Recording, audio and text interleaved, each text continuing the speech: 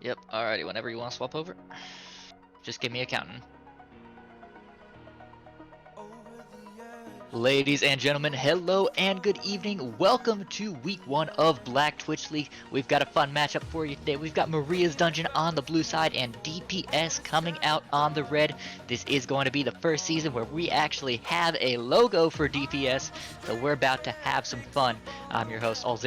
I am joined on the casting desk by RenoDaNerd.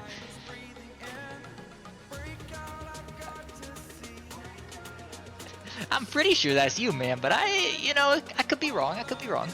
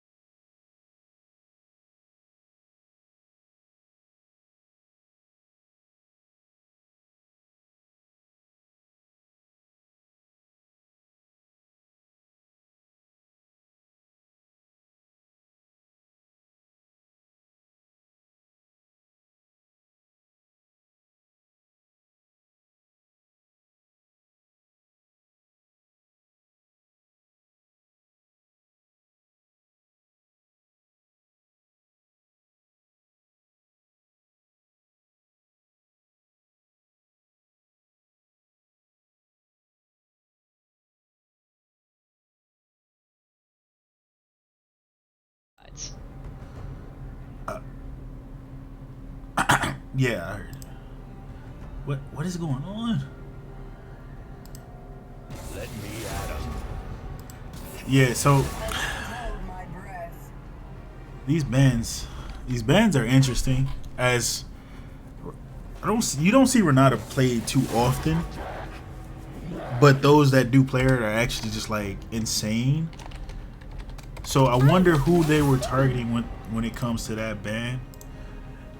Now I know who they were targeting when it comes to that Cho'Gath, and that I wish I would have seen that go through. Yeah, the Renata's been a staple of the amateur scene for the entirety of this split. Really, even the folks who aren't particularly good on it, just because of the bailout, because of the hostile takeover, it's ridiculously powerful. So a lot of teams have been focusing it. Not a big surprise to me that it's been taken off the table. We do see that it is going to be Udyr in the jungle. So that will unleash Expo to go hard here once he hits an item or two. Well, I guess it's not just it just doesn't want to show. The weak fear the shadows. Fear controls them. That might be a little problematic, but we'll get it sorted out. Yeah, it just doesn't want to show.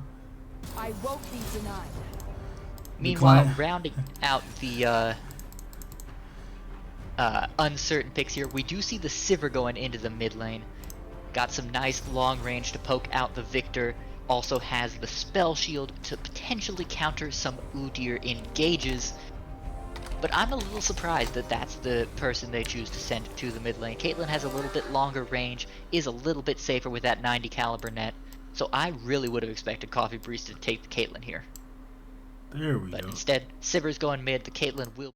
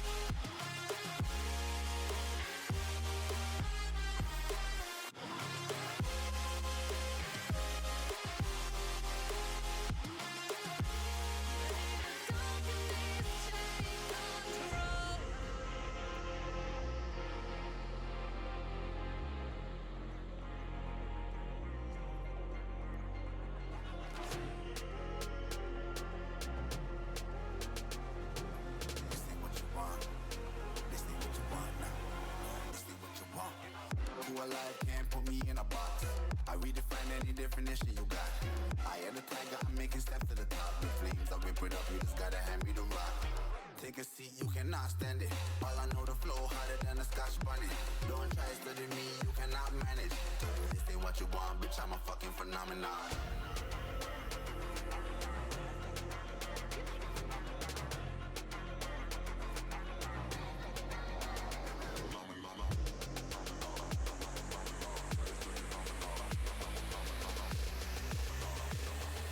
This ain't what you want, bitch, I'm a fucking phenomenon.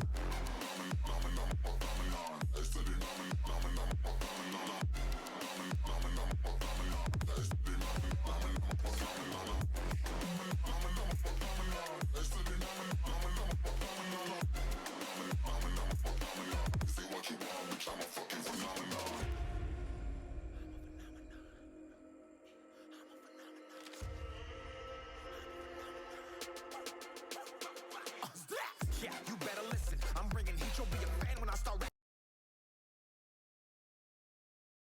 bombs, they go tick, tick, boom, you blow me, that head missing. I'm a phenomenon, stacking cheese like it's Parmesan. 8 different flows, call me Octomom. I'm moving fast like the Autobahn, and I'm independent, so I'm not your fucking starving like it's Ramadan. Sick, twisted, gifted, can't copy, printed, can't hold me down. I shape shift, I'm liquid. I killed this beat, I might get convicted. They know how I move, it was predicted. Persistent, spoke it into existence, so consistent, no assistance. Hear me once, become addicted. If I rap it, then I live it. There's no cap when I be speaking this. This ain't what you want, bitch, I'm a fucking phenomenon.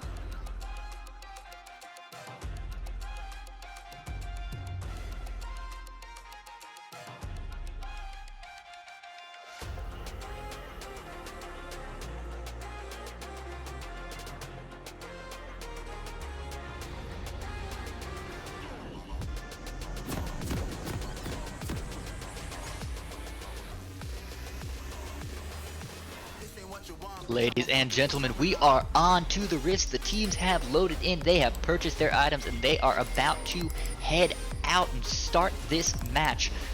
Looks like they're going to spread out as 5, so we aren't going to see any fun 5-man engages at level 1. What was that? A little bit disappointing. I don't know what that was. Was that a pause? Like a literal 5-second pause? Yeah, it looks like we had a short pause there as Fishing Frenzy didn't connect to the game quite on time. But we should be back shortly. Riot client is a little bit scuffed. Yeah, you see this, right? It's not just me, right? No, it's a common thing after pauses. I'm like, wait, what is going on? Like, why did it just freeze like that? Yeah, right, that now is. I need to do the one thing I forgot to do.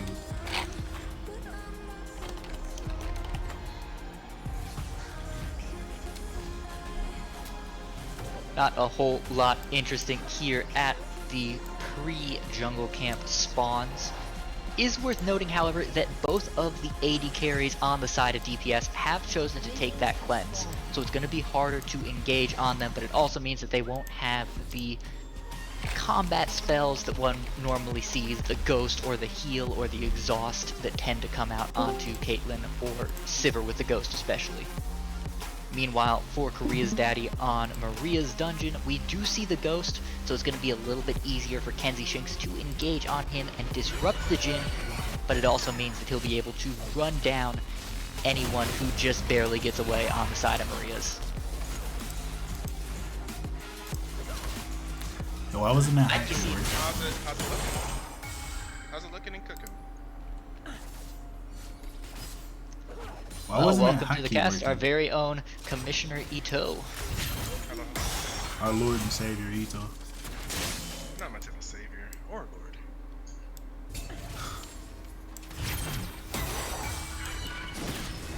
Pretty slow start here, just some trading in the bot lane. Korea's daddy forced under half health, so we'll have to use some pots early. The poke from Latte Macchiato with those star calls really putting the hurt on the Jhin early. But a couple of auto attacks will keep it pretty close to even. Is interesting to note that DPS has chosen to start the Zac on the top side, so he'll be coming down to this bot lane around level 3, and should this wave bounce out properly, could be a good gank opportunity. Latte Macchiato and Latte Vanilla have some pretty good CC with the Eclipse and the Yordle Snap Traps. So Korea's Daddy and its Soul Lady have to be a little bit careful. However, we do see the Soraka getting stunned up here by the Deadly Flourish. The flash forward from Korea's Daddy, but it doesn't get the auto attack. Now its Soul Lady is forced to flash away. The Ghost used by Korea's Daddy to try and track down Latte Macchiato, and the 4th shot will get it. First blood goes to the Jin. However, Korea Daddy running out of health pretty rapidly here. The cleanse will come out of Latte Vanilla. Can he get the kill with the Piltover Peacemaker? No, but it doesn't matter. The minions get one, and the auto attacks get the other. A double kill for the Caitlyn in the bot lane. Don't you just love their names, by the way? The bot lane of DPS. That's really cute. That's a nice like coffee bot lane. Latte macchiato and latte. Yeah, they've got the synergy, both them and the mid laner here, Coffee Barista, serving up that bot lane 24/7. Oh yeah, I forgot. I didn't even realize that. Well, that can't be on accident. They're a whole team with synergy. Yeah. Unfortunately for Kenzie Shanks, the fact that his bot lane is winning so hard means that he doesn't really have the chance to gank there. A little bit awkward for him having started topside.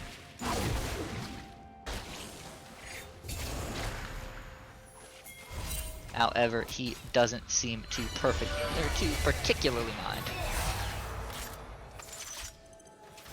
Actually, he might still be going for a gank anyway, as its Soul Lady has walked up just a little bit too far. The Stretching Strikes will pull the Seraphine back in, but the stun does not come out with the root onto Latte Macchiato and the Deadly Flourish as well. This might be turned around here. Meanwhile, on the top side of the map, Expo has found a gank onto Messiah. The Phoenix stance coming out. Messiah does have the Conqueror stack, but it might not matter as Expo secures that kill. Ooh, I have not seen much of the new video at all. I think in the preview scrim last week between Shenandoah Esports and I believe it was oh my god, Imagine Cloud. I believe I saw Udyr for the first time in game. Looks so very interesting. I was kind of learning his abilities then.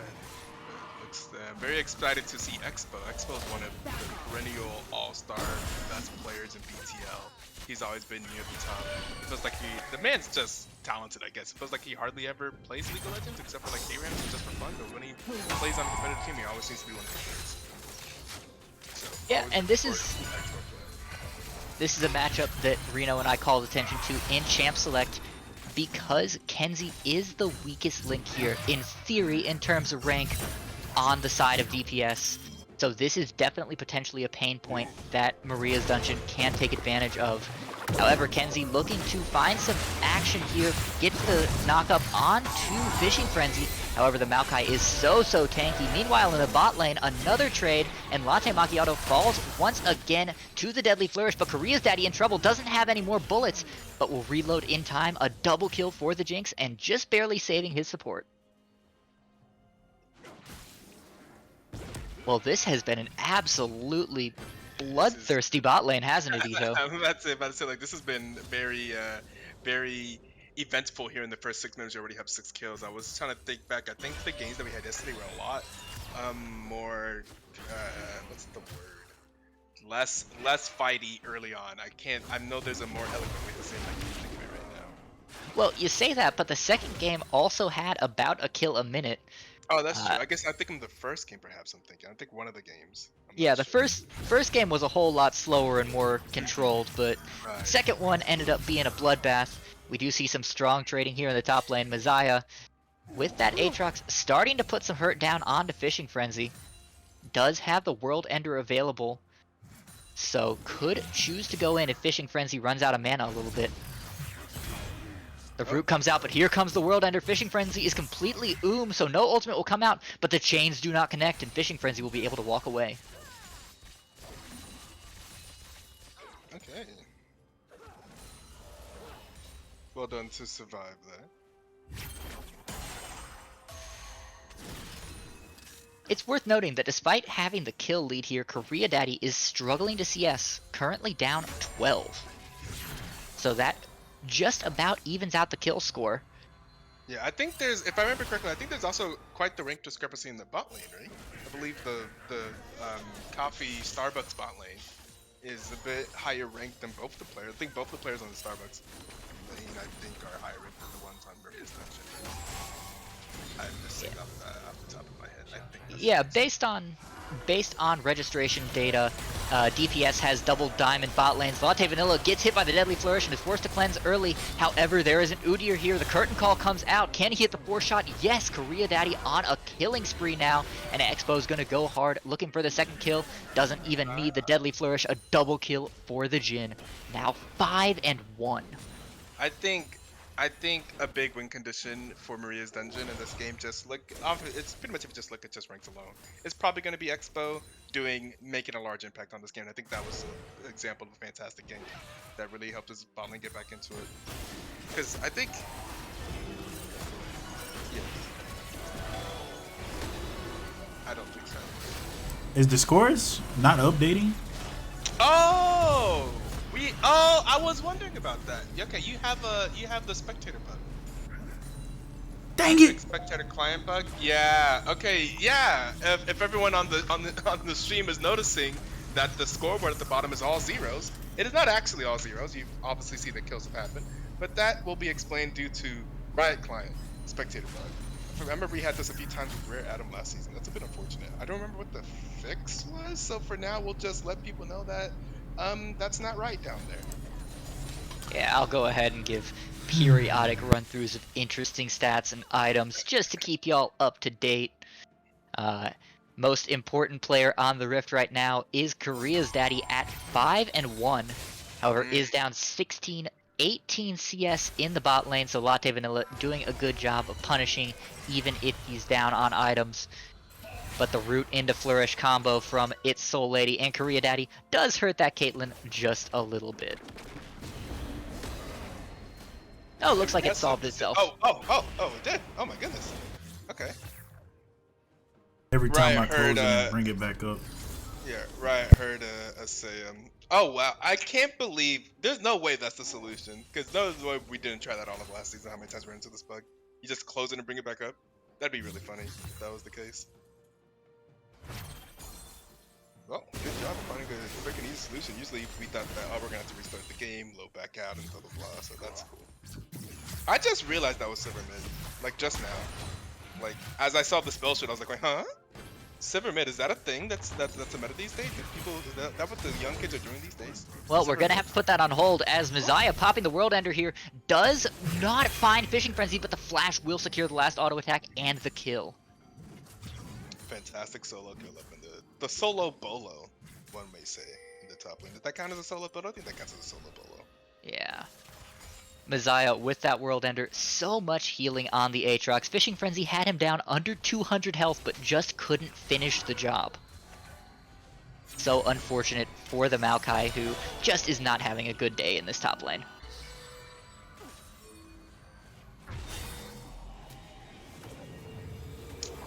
It's rough.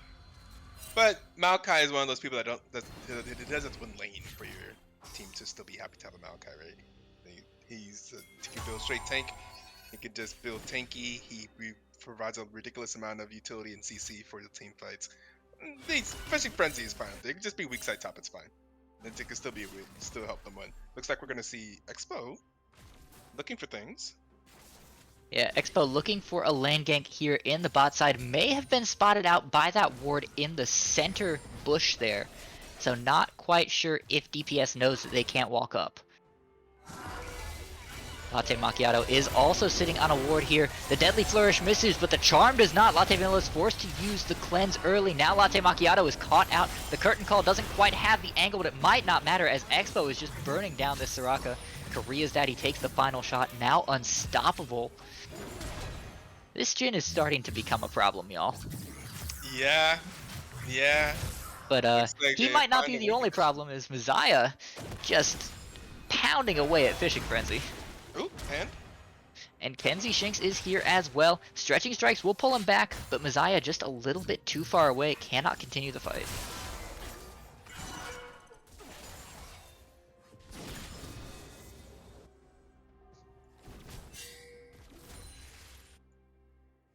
Well, this has been a really bloody bot lane, and Korea's Daddy is currently up 1,000 gold.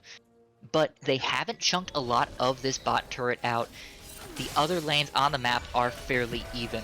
What can Maria's do to kind of extend this lead that they have in the bot lane all across the map? maybe if they can get one of this, it sucks that they're not able. I was gonna say if they could get like a lane swap, but it sucks that they're not actually able to get much turret damage. I guess that's kind of hard versus Caitlyn.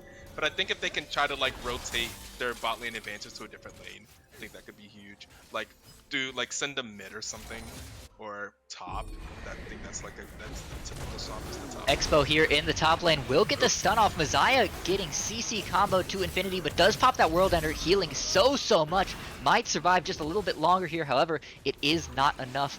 The Aatrox is not yet tanky enough, and Expo will get the kill onto the Aatrox. Rift Herald gets dropped in the mid lane, but doesn't even charge. Oh wow, well played to stop that charge, or maybe poorly played in how they dropped the Rift Herald based off of how the wave looked. Maybe they could have been a little bit more patient with that, but still, good job on Wookie Monster from stopping that. And I was gonna say, Expo again, watch out for Expo and his carry potential and just his massive impact. We were talking about the rank discrepancy between the junglers. Looks like we're really going to see that happening there. Kenzie's doing, as you see, that Expo has 5 KP and the Zac currently has 0. Now, it's not that the Zac hasn't been present on the map. That's He true. has attempted to gank. The ganks just haven't made anything. That's true. They have definitely put in the best effort. And unfortunately, he is losing the rotation battle here. The entirety of Maria's Dungeon coming over for this second Drake of the game, putting this team on track for a 24-minute Ocean Soul. Yeah, and that's the big difference. Like that's how just impact of junglers. Like he could feel like just those small things, like missing out on the rotations, being slightly behind on the rotations, not necessarily getting the objective. Just like the small thing, even though they haven't directly fought, sometimes that rank discrepancy in the jungle is not really them directly fighting in 1v1. It's just the jungle impact and how efficient they are in the rotations around the map and just being impactful. I think that's what we're kind of experiencing right now. As well as Expo's also up on CS, but I mean it's also Rudier, versus Coffee Barista getting caught out a little bit. The Chaos Storm goes down, forces the ultimate out from the Sivir, but Kenzie Shanks is here, going to try and save his mid laner. The curtain call comes out. Can they body block for Coffee Barista? Ooh, with the heal, but no. A two-man charm locks down Latte Macchiato. The Sivir is already dead, and Expo gonna charge at Latte Vanilla. The Deadly Flourish comes out and roots up the Caitlyn, but it doesn't look like Maria's wants to go in. I say a lie. Expo going all the way in, gets the stun. The last auto attack from Korea's Daddy. No, the Gale Force will be necessary to take that one out. Korea Daddy taking a lot of damage here. The Seraphine trapped under the turret by the Zac will die, but Kenzie Shanks gets put into that blob form. Can Maria's safely kill this Zac? Looks like the answer is going to be yes, and Korea's Daddy now legendary. That's pretty crazy.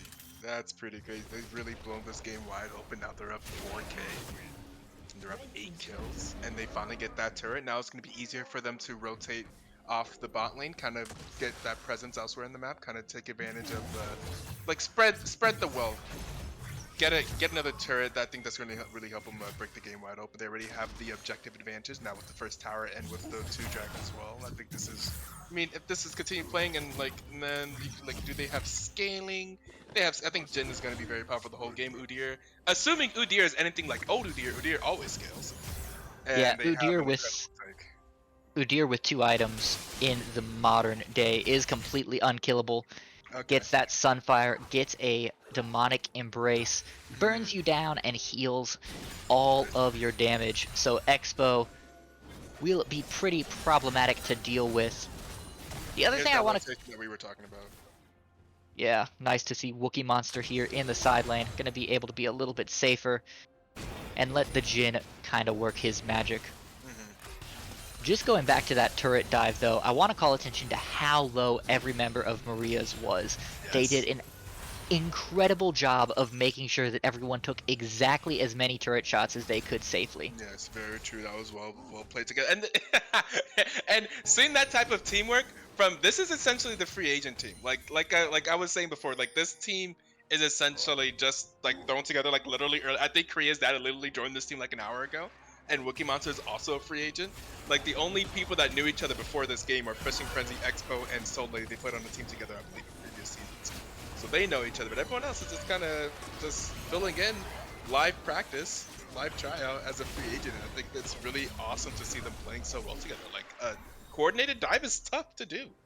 It is tough to do, at least for me in my low elo games back when I used to play. We really struggled to coordinate that, so that's awesome to see.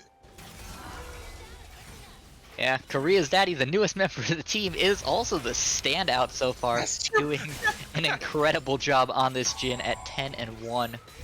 However, might be caught out a little bit here. The Star Call comes down. The Gale Force isn't quite enough to dodge the Elastic Slingshot, but a 2-man Encore from Soul Lady saves the ADC. Now we see a re-engage onto Latte Vanilla. The Deadly Flourish locked him down just a bit, but a couple of those shots missed from the Curtain Call. Latte Vanilla taken down under 300 health, but Korea's daddy just doesn't quite have enough. But that hurt. That hurt a lot. Jin hurts. That fourth shot, I felt it. Ow. Yeah, that hurt, but Vanilla has a Soraka in her pocket. True. So all that damage getting healed up real rapidly here. Latte Macchiato just mashing that W button. The Starbucks bot lane. I was gonna do like a ranking of who I thought would be the best people in each role to like see like who to be watch out, maybe like top 3 or top 2 or top 3 in each role. And I was thinking in terms of bot lane, I think the Starbucks bot lane in terms of just rank alone looks like they're probably gonna be the best bot lane. But right now, I mean Maria has been, Soul Lady has been part of BTL since like season 2. So like for 3-5 years, and she's always been a very solid player in the bot lane. So you always gotta respect Maria's ability to be a team captain and play in the bot lane. And they're really showing out here. I didn't think that. I'm not saying that that's a bad showing, but I think the Starbucks bot lane is doing very well with the circumstances. It's very impressive here on Maria's dungeon. Yeah, looks like Maria's committing pretty hard to this third Drake of the game. Fishing Frenzy burning the TP to come down as well. With all 5 members of both teams here, the ultimate from the Maokai coming out. Latte Vanilla gets locked up, but it doesn't look like Maria's wants to engage. They will just secure this Drake and walk away. And that puts a timer on this game, Ito. That is crazy. That is so. I love the aggression on the objectives. Like we are gonna get this as it spawns every single time. We look at this objective gameplay. It is 20 minutes. They have 3 dragons. They are on soul points at 20 minutes. That is crazy. But yeah, definitely puts a timer on the game. They're gonna have the Elder Drake coming up. I don't know the exact timing after they get the soul point, but they are. And also this is Ocean Soul. That's gonna be huge too. So this is just puts. I feel like the path to victory is becoming more obvious for Maria's dungeon. I think what's be more interesting to be like, what is the path for not losing? On the other side. I mean, for DPS, the goal is clear. Kill the Jin. Yeah, but how did they do that? So like Zach obviously could go in and to the backline, but outside of that, they don't really have anyone else that really dives in with Zach. So like, how exactly do they kill the Jin? Well, we might have to put that on hold here as we see a 2-man engage onto 4. A huge 4-man Encore finds Latte Macchiato and the rest of DPS. 3 members are already dead. The entirety of Maria's has shown up out of nowhere, and it's just Kenzie Shanks trying to run away. Gets the Elastic Slingshot cancelled by Fishing Frenzy, and now the ultimate is coming out. With Wookiee Monster here, they should have more than enough damage. The Cell Division passive does get popped. One more Death Ray should secure this. Wookiee Monster now on a killing spree. And Baron will be secured for Maria's here.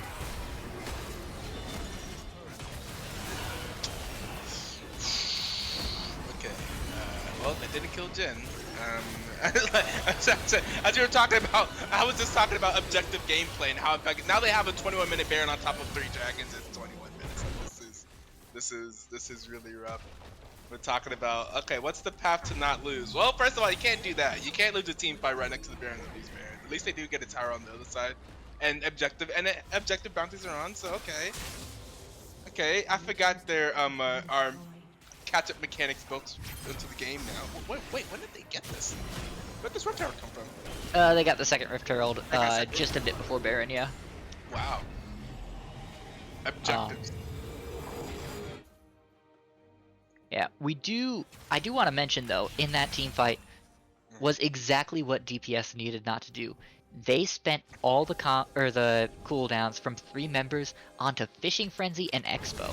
Those are your 2 tankiest members if you're Maria's. You're not going to kill them anytime soon, and burning all those cooldowns means that they had nothing left to get onto Korea's daddy when he joined the fight, to get onto Wookiee Monster when he came up. Admittedly, the 4-man Encore completely threw the fight into disarray too, but even if that hadn't happened, DPS would have been on the back foot there.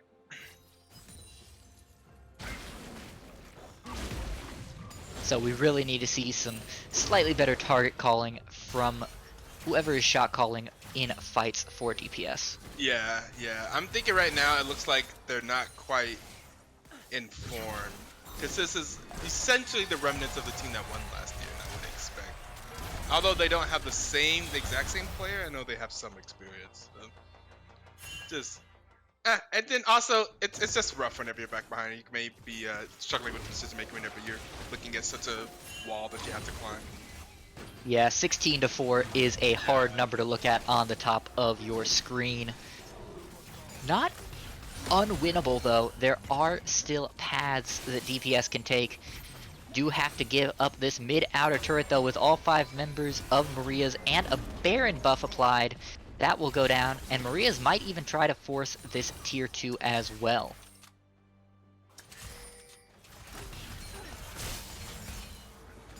That Baron power play. If they can get another minion wave.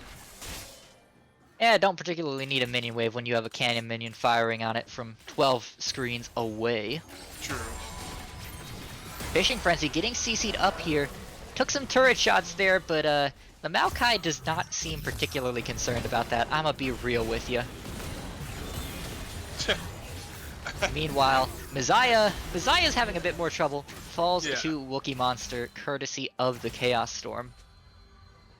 And with Soul Point spawning in 10 seconds, this might be the point where this game ticks over to unwinnable. And look who's ready for it. Of course. Yeah, the entirety of Maria's rotating over there. Fishing Frenzy's going to play spoiler, but it doesn't even look like DPS wants to try and contest this. So this will be a 24-minute Ocean Soul take by Maria's. That's going to make Fishing Frenzy and Expo even harder to kill. I do think this game is coming to the point where it is over, my friend. Yeah, this is quite crazy. Ghost popped by Expo. He's going a little bit hard here trying to find Coffee Barista. The Ghost does wear off, but with the Curtain Call coming in, Coffee Barista may be in trouble. The ultimate coming out from the Sivir will save him, but Fishing Frenzy finds Shinx instead. Pops the ultimate as well. The Let's Bounce comes out to try and buy a little bit of space, but Maria's does not care. A 4-man encore once again. Wookiee Monster already unstoppable. The Soraka is dead as well. Fishing Frenzy does fall, but he is the weakest member of Maria's right now, so they are happy to continue to push this out. A 3-for-1 and perfect positioning to take care of this inhibitor. Heck, they might just end the game here. Pretty dominating performance right here. Game 1 from Maria's Dungeon, who was just, we thought they were ragtag. Yeah, Latte Vanilla trying his best here to hold out, but just one trading combo gets him under half health. Coffee Barista can't even walk up for fear of dying. One Nexus turret has already fallen here, as my client appears to have decided to kill itself. Oh no. They love that. Okay. Well, looks like they are now pushing out of the base. And we're going to see some resets on the side of Maria's Dungeon. Everyone is reset, they're all recalled. Yeah, it looks like DPS tried to get some catch-outs there with the Boomerang Blade, but just didn't quite have enough reach for Coffee Barista. Oh, are you back? Are you good? Yeah. Yep, looks like it. Awesome. Just had to let Riot's servers figure out what in the world they were doing. The answer is generally nothing they're supposed to.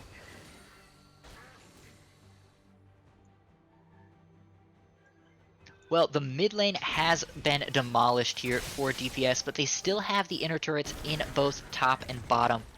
So Maria's Dungeon probably going to start assigning some members to the sides of the map here, try and get that extra gold, and just go ahead and slowly crush this game.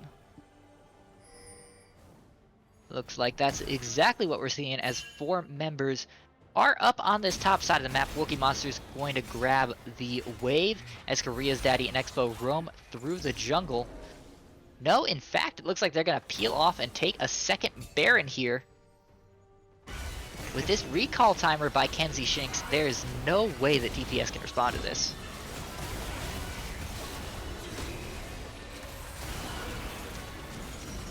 Could this be the steal that brings him back? Boomerang Blade comes out. No, the smite does No, secure it, and no, Kenzie Shinx okay. is forced to flash out of the pit just to survive. Curtain call comes down. Latte Macchiato is forced to flash away. 2 shots have missed, 3 shots have missed, and Latte Macchiato is going to get out just fine. But Expo really wants to turn that around, chasing this Soraka real deep. The Yordle Snap Traps will dissuade him. But it looks like Wookiee Monster has caught out Kenzie Shinx, gets him with the Gravity Field. The Chaos Storm takes him down, and he will die to one last auto attack. Those cellular blobs are not very tanky. Messiah forced to flash away immediately after triggering the World Ender, as Coffee Barista getting run down by the 2 tankiest members of Maria's. Messiah does fall. It's just the 2 lattes left, and with Expo and Fishing Frenzy both on top of them, there is nothing they can do. A triple kill for the Maokai, his first 3 kills of the game, and it's gonna come in the very last fight. The second Nexus turret falls, we will see the Nexus fall here as well, and that will be game 1 here in favor of Maria's. And a dominating game 1 at that, 25-5. I can't quite see the timer, like 29 minutes. Is that what that says? Yes, sir. Yeah, the 50, yeah, huge game, huge victory. Yeah, Maria's Dungeon looking almost as clean as Spectre did last night. Might we be building up to a showdown between these 2 teams? Looking so clean? Actually, I think so. I may be the guy. I think the original casting duo may be able to tell me that they are on their way now. Condolences to them. It looks like they had a family emergency, potentially in the hospital, and they had to dip out. So, Oh, jeez. Well, but are able to make it now. So that's Celio. Celio. How should I say it? It is Celio. Hello, hello. Solio. Hello. Welcome back. Hope all is good. It is all Every good. We understand life happens, and happy to have you here. Are we still on the stream right now? I'm not sure. Yeah, we should. we are. Yeah. Okay, cool. You just missed a very dominating game 1 from Maria's Dungeon. Honestly, like I felt like I should have. Okay, I'm just gonna. It's okay. Me and Maria, great friends, so it's fine. I did not expect them to win that. To be honest, I didn't expect them to win. I thought DPS was just gonna be the stronger team, and honestly, I thought that they were about to come in and just do their best and give the good fight. And if they did win, I didn't expect them to win like that. You know, you and me were just went and talking. just snapped them. You know, you and me were talking back and forth earlier, and I had mentioned that Maria's Dungeon definitely has an underdog story here. Yeah, and they didn't look like underdogs. They looked like the big pit bull. Like they looked like the Rottweiler. To be honest, it looked like DPS was not ready for what they came with. I am definitely excited to see what comes out in game 2 here. Oh, hold up. Let me tell the teams about the. Yeah, I was wondering because I'm sitting in this lobby for game 2, and it's just me. I was gonna say, feel free to send me that invite. It's the same T code. Yeah. We're trying that out this season. Let's use the same tournament code.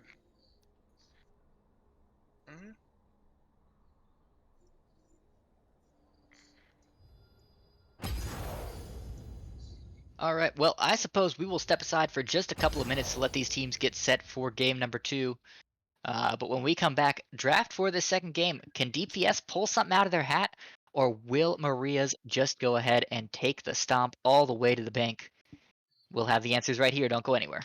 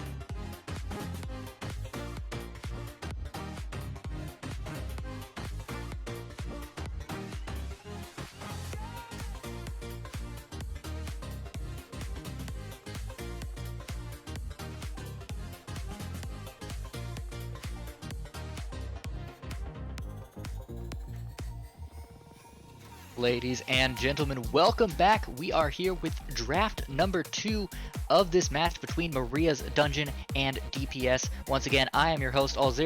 After a couple of changes here on the casting desk, I am being joined by Celio. Welcome to the cast, my friend. Thank you very much. It is wonderful to be here today. And you know, right off the bat, one of the things that I was looking into was the support player on the side of DPS. I saw a lot of the caster supports coming out from them, the Renata, the Yumi. You know, I saw a 5.0 KD overall on that Yumi over 100 games. I'm very excited to see what they pull out in this next game. Of course, the Udyr ban, the Cho'Gath ban, it is looking like it is going to be a slug of a game.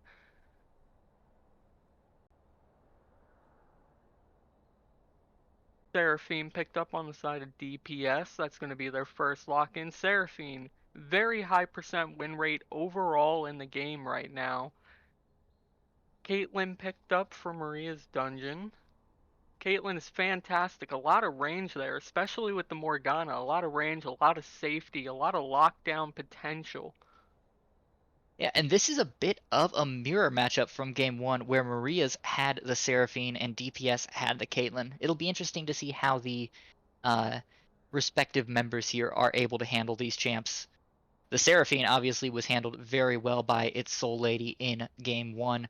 Caitlyn on Latte Vanilla struggled a bit more, wasn't quite able to have as much of an effect. So it'll be interesting to see how Korea's Daddy does here in game number 2. The Nami picked up alongside the Seraphine a lot of healing, a lot of defensive abilities here. I'm really excited to see how they're going to pull this out in the bot lane. I assume that is a Seraphine. Oh, perhaps a Seraphine mid. Could be a Seraphine mid, has been a quiet pocket pick for a lot of players here at the amateur level. The Nami's been a little bit nerfed recently, mostly with the Lucian, but not being able to trigger that electrocute off of just the E does lower her damage numbers a bit, so I wouldn't be surprised if Latte Macchiato takes the Airy here instead. And of course the Maokai getting picked up there. Again, you have to have that beefy front line. Especially with the Maokai changes recently, it is exceptional to see Maokai picked up, especially in the first round of picks. The Sejuani ban as well, looking to stop that in the top side. Sejuani top lately has been a powerhouse pick.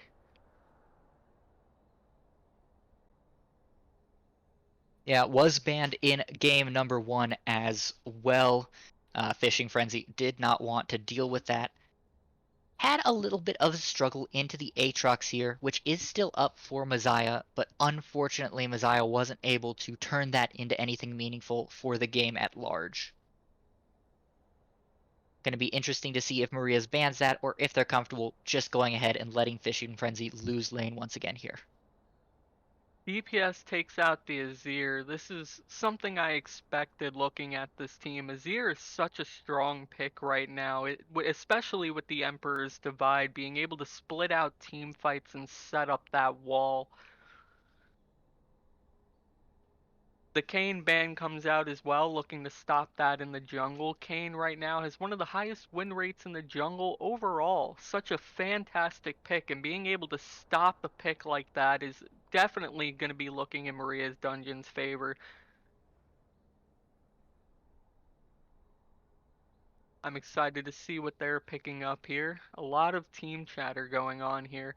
Maria's Dungeon, such an underdog team coming into this match, especially against the returning champions of last season. DPS made their way through that bracket. If I'm correct, they only dropped 2 games last season. Only dropped 2 games. They're going to have to really turn it around if they want to hit that mark once again, having already dropped 1 here against Maria's. The The Kiana coming out. Kiana. Now, I have to say, Kiana is one of my favorite champions. Just such a smart play style coming out. Not to mention being able to lock down with the Maokai, the Morgana, and then comboing in with the Kiana. There is a lot of position here that Maria's Dungeon can really push and force control over the map. Yeah, absolutely. It's going to be hard for DPS to counter that, especially with the relatively weaker jungle of Kenzie Shinx. Going to have to really step up and start controlling the jungle if they want to be able to counter Wookiee Monster here. Although I suppose this Kiana could technically be going on to Expo, couldn't it? It very well could. Oh, We do see a missed pick here. Not entirely sure what's going on there. We'll have to hold on. However, the set here likely going in the top lane for Messiah. Looks like it will be Zac once again for Kenzie Shinx. Zac, fantastic pick, and I love the pick alongside the set. You have such a strong front line, not to mention Set's, I'm sorry, I forgot the name of the W, but Set's punch is just so strong lately, and it's able to cleave these team fights, especially with the Maokai there. Now you're looking at a massive ult potential on the back of Set. The Vladimir pick comes in. Very, very good pick. Very sustainable. Looks like they are playing for mid game here. They have such a beautiful mid game team. Yeah, however, we don't have a whole lot of clarity as to where these champions are going, because it's entirely possible that we could be seeing this Kiana mid, the Vladimir in the top lane, and the Maokai in the jungle. Maokai, of course, with the new changes, is relevant in 4 out of the 5 lanes, so he's very flexible here. It'll be interesting to see what Maria chooses to do here, especially to punish the Zac of Shinx. The Zac last game just couldn't quite find the engages that he needed on lanes to get ganks off successfully. So I'm a little concerned here that DPS might not be able to change that just between games 1 and 2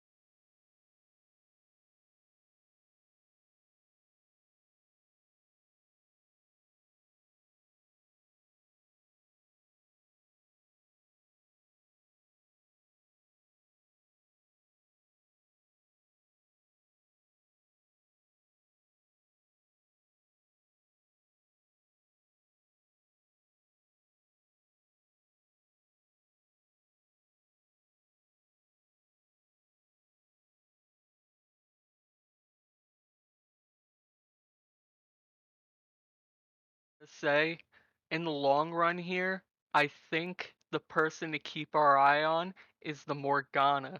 It's so lady is so strong on these caster supports, and especially with a team as disruptive, as lockdown heavy as DPS. I think the Morgana pick here is going to definitely be a game changer. Yeah, there'll be a lot of chance for mechanical outplay on both sides of this game. I think it'll be a whole lot of fun to watch here, and perhaps a little bit more even than the first game. That being said, I think we are going to step aside for just a couple of minutes to let these folks load into the lobby. When we come back, these teams load onto the Rift for game number 2. Can DPS turn this match around, or will Maria's lock them straight up? We'll be right back.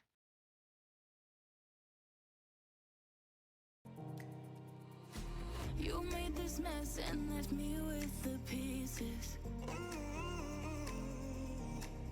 Now I wanna burn all the bridges between us.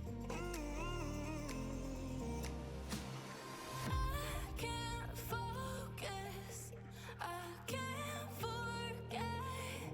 I've been thinking too much lately. I just need to clear my head. I just need to clear my head.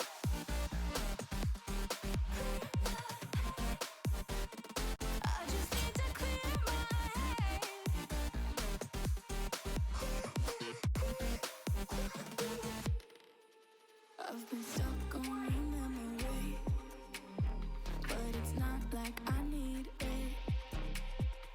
And you may have some history, but we don't have to repeat it.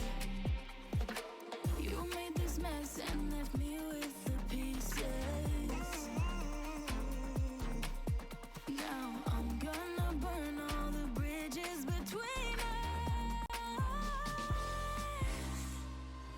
I can't focus, I can't forget.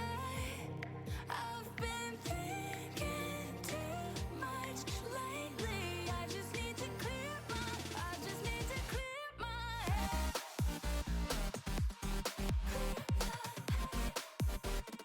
I just need to clear my head.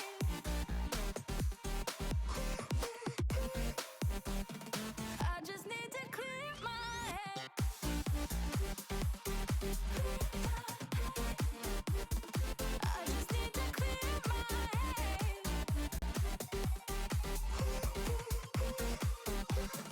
I just need to clear my head. I just need to. I just need to clear my head. I just need to. I just need to clear my head. Ladies and gentlemen, we have loaded onto the Rift. The teams have purchased their items and are going to head out. Going to be interesting to see if we see anything more interesting, and it looks like that's exactly what we're going to see as the Oh, 5-stack I love from it. Maria's coming out. The Morgana with that dark binding has the potential to pick off one of these members of DPS. Think they're going to manage it?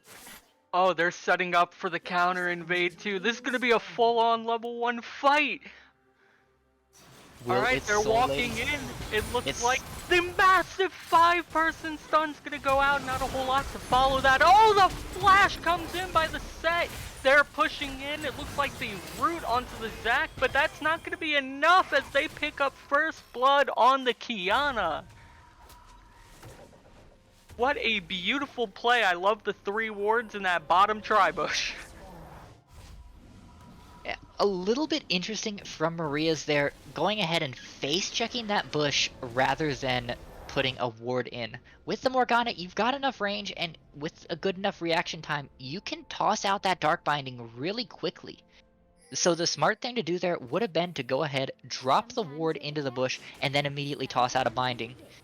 By face checking it, they ended up with a Seraphine root to the face and lost the fight so badly. That was such a very well played fight, especially by the Zac, especially the 5-man pull, the 5-man root.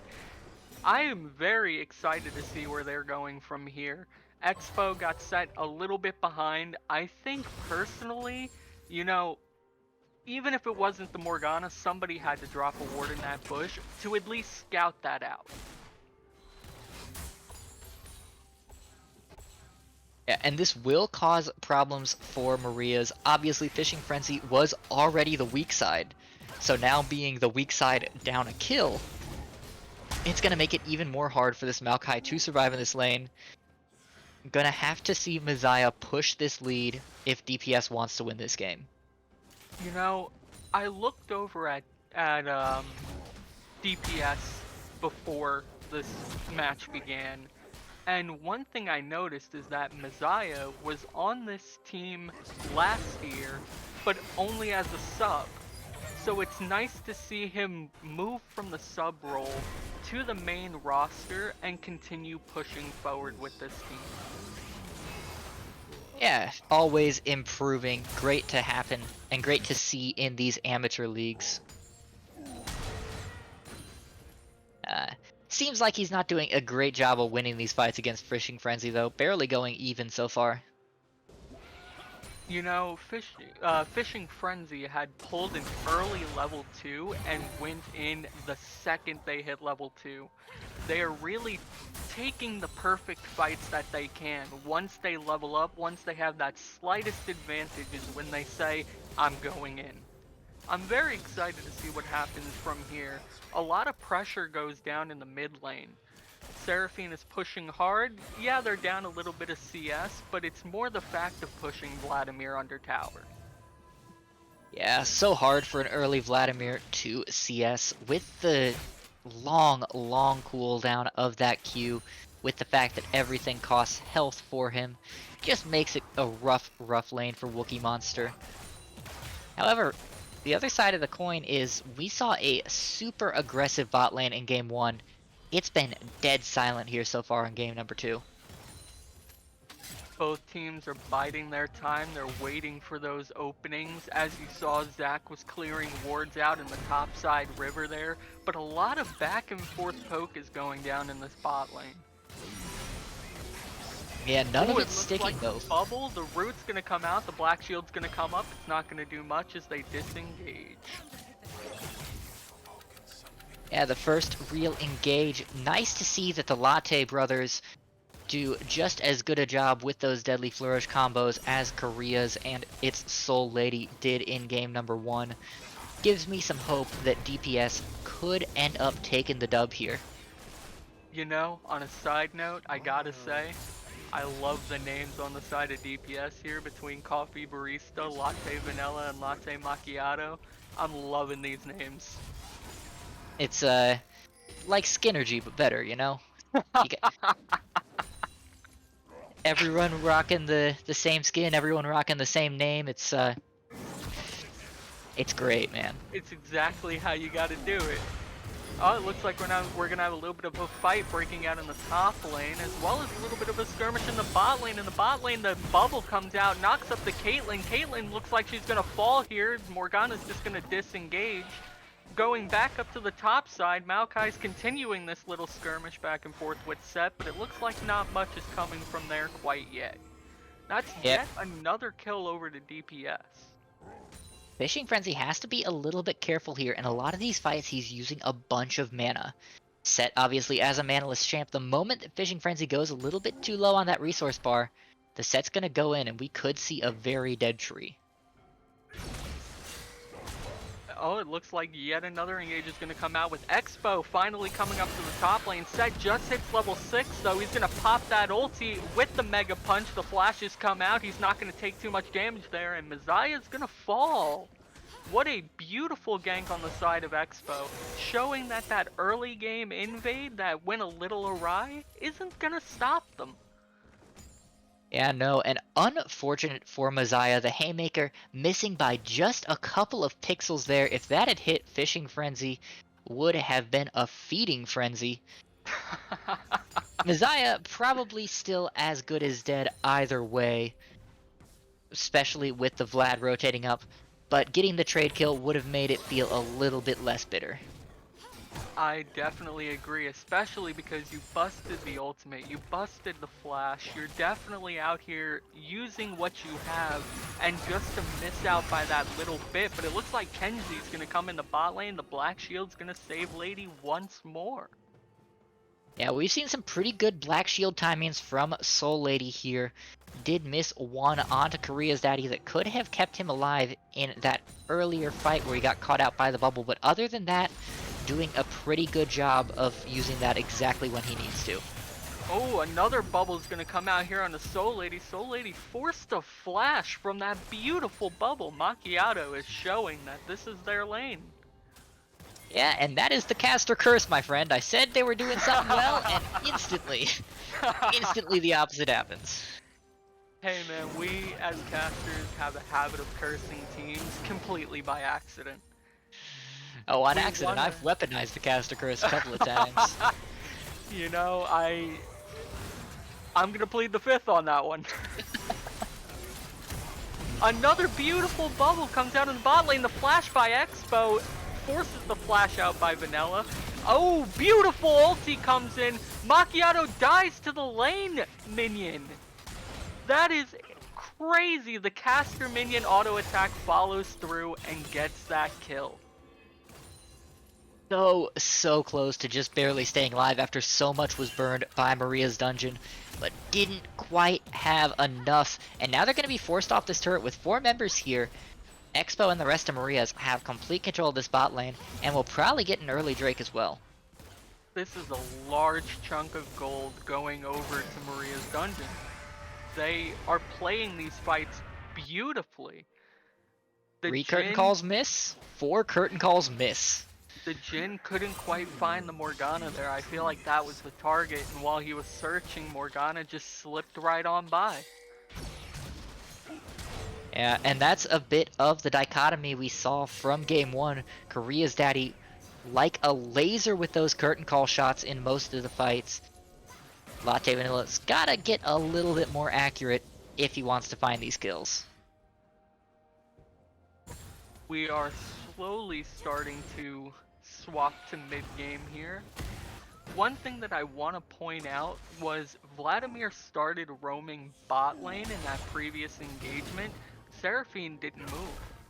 Seraphine was just soaking EXP and trying to continue to push that one-on-one lead rather than going to help the team in these early game fights. Yeah, trying to push the lead but didn't do a good job of it. She's only up 4 CS right now. That's not nearly enough to be valuable here as we move into the mid game and as Vladimir starts to come online. One thing that I do want to point out is Vladimir bought a Dark Seal. Vladimir says that they are going to be able to make use of this item. Well, I almost think here that the Dark Seal is more for the early healing, right? He knows that the Seraphine is going to poke early, he buys the refill, he buys the Dark Seal, and he says, alright, I will just soak this pressure early, I will get to the point where I'm relevant and able to heal myself. Because that was his original buy coming straight out of base at the start of the game.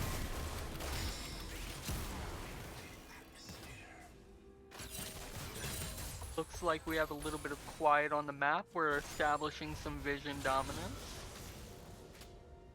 Zach's gonna start heading down around this dragon. Looks like he's coming straight down. He's gonna get scouted out by this ward though.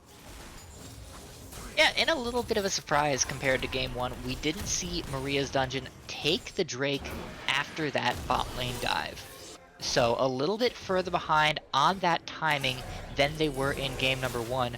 But Messiah being engaged on pretty hard here forces the ultimate out of Expo, which will be more than enough for Kenzie Shinx to take the first Drake here. A nice change of pace, starting to control the neutrals. Big cooldown, and showing up on the top side of the map after you know Zach was bot lane, that just takes pressure completely off the map, and it gives them the ability to snatch that dragon. Great play by Kenzie here, reading the map. Yeah, good job, and great job by Messiah soaking up the pressure and not dying to it. Still has a good CS lead, on track to get that Blade of the Ruined King, probably on his next back here. So the set's starting to come online and doing a good job of playing solo up on the top side of the map.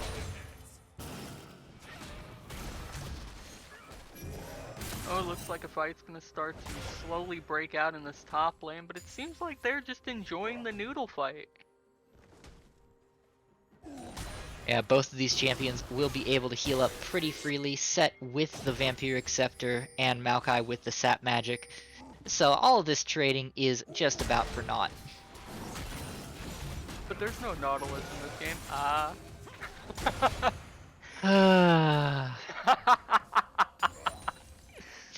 That's the kind of joke I make, man. And I hate it when I make those kind of jokes. Oh man, you will notice that I make these kinds of jokes a little too often, maybe. Oh boy, I guess I oughta prepare myself for that. This has been a This has been a really even game though. The only major difference between these two teams right now is the CS difference in the top lane. Other than that, everyone on the map just about even. Only a 400 gold game here. It looks like this game is really just anybody's call right now. A lot of pressure is going on in this bot lane. They're scrapping back and forth. I don't know if DPS notices Wookiee is off on the side here. Well, you'd think they'd have to with Expo soaking up the pressure here, and with how aggressive Seoul and Korea are playing, but... Oh no, Expo just went in. Kenzie's gonna go on to them. Once Kenzie missed that Q, that was that. That was the disengage. What a fantastic dodge by Expo. Oh, Expo's gonna go back in, forces the flash out of Coffee. And rapid reactions from both players here, both Expo and Coffee, managing just in the nick of time to avoid the spell that would have spelled their doom. Oh, it looks like the dive is coming out here on the side of Wookiee, and they're gonna solo kill Coffee under tower. What a beautiful play. Only taking the flash, only popping the ult, and he walks out of that scot-free. Interestingly, Coffee Barista chose not to use the Encore, went ahead and held onto it here. Guess, saving that for next game, huh? They were quite in that fight. I am amazed they stayed around as long as they did, and Soul Lady missing that crucial dark binding. It looks like they're just gonna dive and force this onto Macchiato. Soul Lady tanks the tower. Korea picks up one extra tower shot, but more importantly, they pick up the kill. That is more gold in their pocket. Interesting ghost coming out here from Korea. Oh, the teleport comes in on the side of Set and looks like they're managed to take down Soul Lady. Fishing Frenzy is going to go in, pop the ulti, pops the flash. They're all sprinting away from Messiah on this Set. That is another kill on the back of Messiah. Go down to Expo, gets shot up by the curtain call. Zach's gonna go in there. Kenzie with a beautiful play there. Sticking to Expo like glue. Yeah, that is a great rotation and a great response to the fight from Maria's. DPS did exactly what they needed to do to turn that in their favor. And that's a lot of gold and a lot of pockets real fast. Jin is looking like a powerhouse right now. Jin and Set are really showing their sights in this game. Oh no! Gonna get jumped on. But he stole the Rip Scuttler. You know, I was very curious to see how that interaction worked. If Zach pulled the puddle closer, I was really just excited to see that.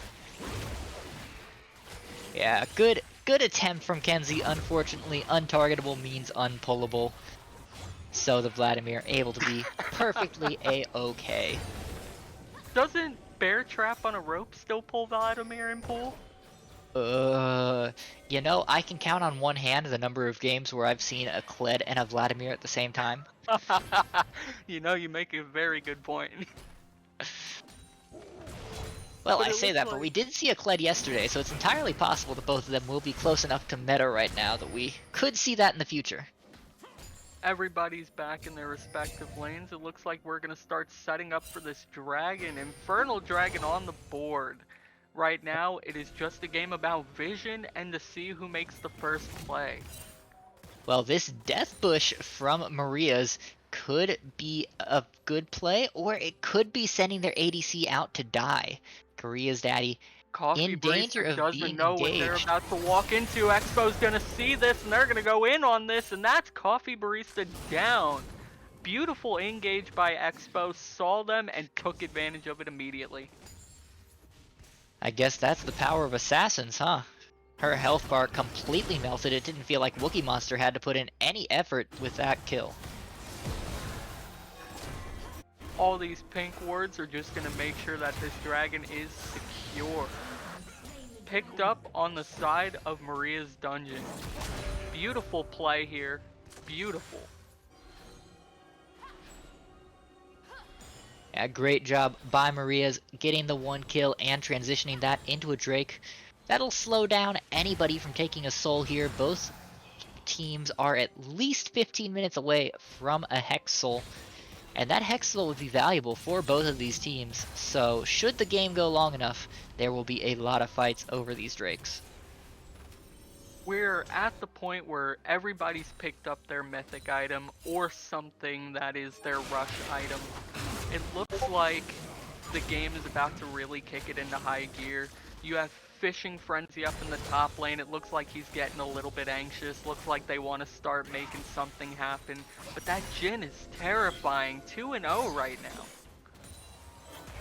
Yeah, 2-0 is a little bit problematic, but compared to the Jhin of Korea's daddy from last game, I feel like Maria's dungeon feels a little bit more complicated? Confident they can handle this one. Sometimes your brain just decides that it's going to take a left turn on you. I understand completely. Oh, it looks like we have 2 separate fights breaking out. And both fights disengage the second I say that. Beautiful. Yeah, Kenzie had a nice little elastic slingshot there onto Soul Lady, but turns out you cannot engage comfortably into 3 members, so he had to get out of there very, very fast. You know, I have to say Korea's daddy in the bot lane really surprised me with that play there. They Gale Forced in on Jhin on full HP and began that fight. And then Jhin force shot Korea's daddy and that was the end of the fight. Yeah, that was the end of that fight, but we're going to see the start of another one. Slam's going to come in, the Falcon Punch comes out, not a whole lot goes down there, but Expo falls to Messiah. Beautiful on the back of Messiah. And Vanilla cleaning up the bot lane. The exhaust is going to come down on the Vladimir. Definitely going to make him a little bit weak. Oh my god! The damage! The Hemo Plague was just enormous there. Wookiee pulling out plays! My man said, I'm going to carry this. I'm the player to watch. Yeah, might even manage to 1v1 Kenzie here from less than a quarter health. Dodging the elastic slingshot and the stretching strikes, but it doesn't look like he wants to continue that fight. What a beautiful play. Wookiee really showing that this Vladimir is gonna be a problem. You can't just ignore the Vladimir. You have to keep vision on the map and you have to be able to point him out. Yeah, and I said earlier that I thought that the Dark Seal was more of a defensive or just kind of staying alive pickup for the start of this game. But at 3-0-1 with 7 stacks, it feels like he's trying to prove me wrong here. I have to say, if I see a Magi's come out this game, I'm gonna feel a sense of pride that I haven't felt in years. Oh man. You know what I would love to see? What's that? I would love to see Sword of the Occult come back into the game. I remember the old days of Sword of the Occult in a bot match where you'd pull 40 kills. Just be able to one-shot whoever you looked at. You know, Unfortunately. I was reminiscing the other day with a friend of mine over League, and we were talking about some of the things that we've seen along the lines. I've played since beta, so I've been around this game for way too long. And one of the things that I miss most is old Gragas.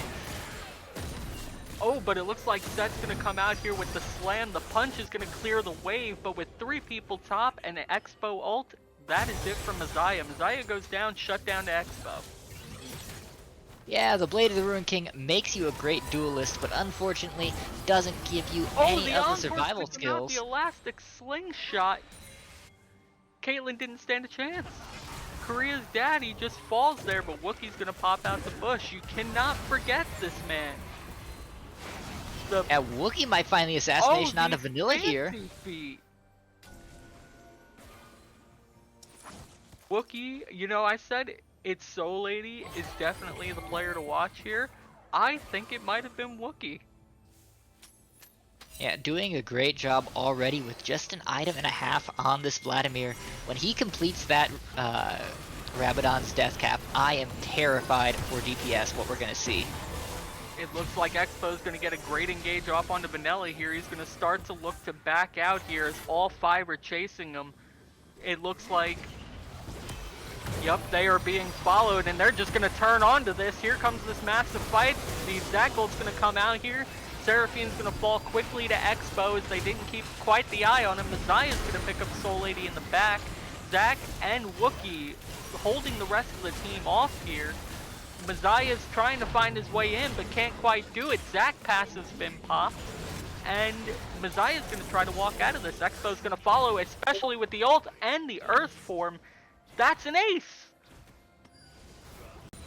And it's crucial to mention, that was a 4v5 at the start of that. Korea's daddy was in base when that fight kicked off. What dominating play out here on the side of Maria's Dungeon. They are not scared at all walking into the past champions. In fact, they said, we're going to teach you how to play. Yeah, putting on a clinic, even in an even game, where they're just a little bit behind. They show that they can turn that around in an instant. Gonna go ahead and break their first turret of the game here, in the mid lane likely. Fishing Frenzy, one more auto attack will do it. Top turret, bot turret are both very low health as well. This is very winnable on the side of Maria's Dungeon, especially with this play. Looking at this team on paper, you didn't expect them to come out with such powerhouse picks. Shout out to that chicken that stopped Maokai's recall. Oh, you know Fishing Frenzy is screaming in comms at Expo right now. You know, this reminds me of one of my matches that I had where I purposely trolled my top laner. He was backing, he had a little bit of health. I may or may not have aggroed the blue buff and got him executed. Oh no, come on, that's toxic. It's okay, he proved to me in the very next game that it didn't matter what I did because he got a 1v5 pentakill on Renekton. That's a pretty impressive feat right there. I was gonna say, especially for just an out of the blue pick, but it looks like Soul Lady's gonna fall really low here. Fight's gonna break out. Expo's gonna drop the brilliant ulti here. Maziah, big punch, encore, all the CC. Maria's Dungeon can't move. Korea's daddy's gonna try to pick a little bit extra up here, but the root's gonna come out here. She's on full retreat. Latte, 4-shot, Gale Force, and the snipe manages to take out Korea's daddy.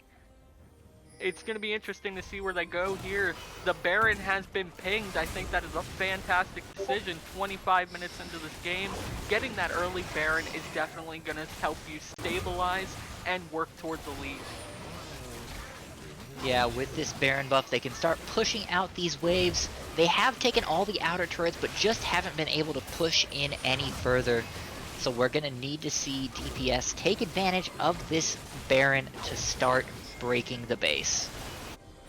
And you know, on the side of DPS here, they have the perfect 1-3-1 if they wanted to set up, get side lane pushing, and not look to engage a fight. This is looking very good on the side of DPS right now. They are playing spectacularly. Those jungle fights are exactly what they want. Tight, enclosed areas where they can get all their CC off. Yeah, Maria's needs to fight in the center of lanes or in river where they can have a slightly more open areas and dodge some of that CC. The Black Shield comes out, just gonna make sure Expo gets out alive there. You don't want to let such a star player fall. clearing up some vision, and it looks like the bot turret is finally going to go down. Wookie made sure that he had that split going, as I said, the 1-3-1. But it looks like Kenzie's going to start pushing on to Vladimir here. Wookie's going to be on the retreat here. Messiah and Kenzie are both slowly pushing up. If I was Nami, I'd be very careful right now. You don't really know where that Vladimir is, and that Vladimir can one-shot a squishy right now. Yeah, this is certainly an interesting situation. You know, with the Baron, you would expect DPS to be the ones leading these fights, but instead we see them on the back foot here. Maria's Dungeon doing a great job of countering the Baron power play with a person power play. Oh, Vladimir's gonna flash in, drops the Hemo Plague. Not much is gonna come for it. The root onto Expo. Expo can't move. Expo's just gonna fall to the Jin ulti. Jin's gonna pop a couple extra shots, get that off. Kenzie's gonna go in with a beautiful elastic slingshot. Takes down Soul Lady. Wow, that was a lot of damage. Sorry, that caught me off guard. I did not expect Jin to four-shot Vladimir for 800 damage there. Ow. Yeah, it turns out a Jin with Gale Force Eye Edge Collector kinda hurts. Just about 4 shots the tower as well here with 2 Baron up cannon minions. DPS is going to be able to finally get the Baron push they wanted for the last 2 minutes here. You know, you had mentioned that they were on the back foot here, and I think after a play like that, you no longer sit on the back foot. Now you're looking to push your lead. You want to make sure you stop Maria as much as possible. Vision Absolutely. control right now, definitely in Maria's favor. There's so many wards down for this red side. Blue side's got 2 control wards at the moment, and that's it. Yeah, again, that leads into what I said earlier, where despite not having the Baron, Maria's playing much more aggressively during that Baron power play. They did pay for it with their lives, but they did a good job of burning a lot of that time that was available to DPS. Looks like we're going to be in a bit of a lull here. We're going to start clearing out some vision as the junglers farm their buffs. Nami, just want to scare off the Maokai there. Macchiato says, I exist. Yeah, you know you're in a weird game state when Latte Macchiato on the Nami can scare away the Maokai. I half expected to see him just blind rage. Oh, Expo goes in and one-shots Macchiato. Wow. The buff Where on that Maokai did the ulti, Nami that's go? gonna come out. Expo sticking to Seraphine, manages to take them down as well. Expo still alive here, hiding inside the bush in hand. Oh my goodness! What a beautiful elastic slingshot by Kenshi. A beautiful pull by Messiah. And then Latte Vanilla off on the side. He's barely touched. And once again, Maria's was fighting as 4. Wookie Monster this time was nowhere near that fight. If he had been there, Latte Vanilla got so low in the middle of that fight that a Hemo Plague or even just a transfusion from the Vladimir could have taken him out. But because Wookie Monster was busy pushing the top lane, meant that Maria's fighting as 4 couldn't quite kill the damage dealer. And now they gotta be careful, because when you look at this, the more time that Wookie spends away from the team and forces those 4v5 fights, the farther behind his team gets while he is getting that phantom lead. So he needs to be very careful with the amount he's rotating, especially without his team.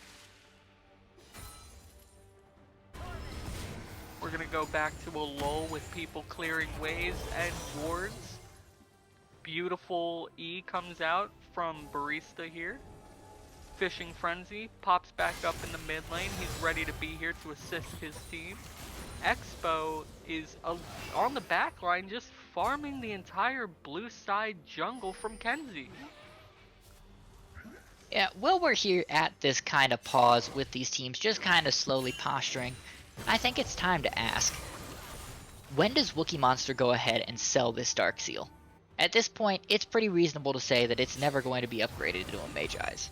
He's got components for 2 separate items right now, sitting on both the Oblivion Orb and the Stopwatch, which build into 2 completely separate items, and he isn't anywhere near enough gold. Well, I say that, he's got 2,400 gold, so he's going to complete one of them. But at what point does he sell the Dark Steel and start getting components for more valuable items?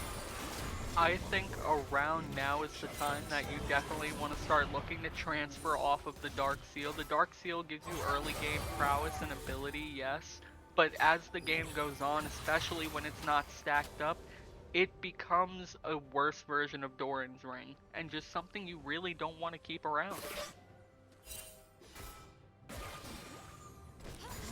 Controlling vision here, Expo playing around that W beautifully. Soul Lady falls really low, and Vanilla comes in with the one-shot. Messiah also manages to pull Expo back, also manages to ult Expo. Expo ults the wall, pops the blast plant, and runs.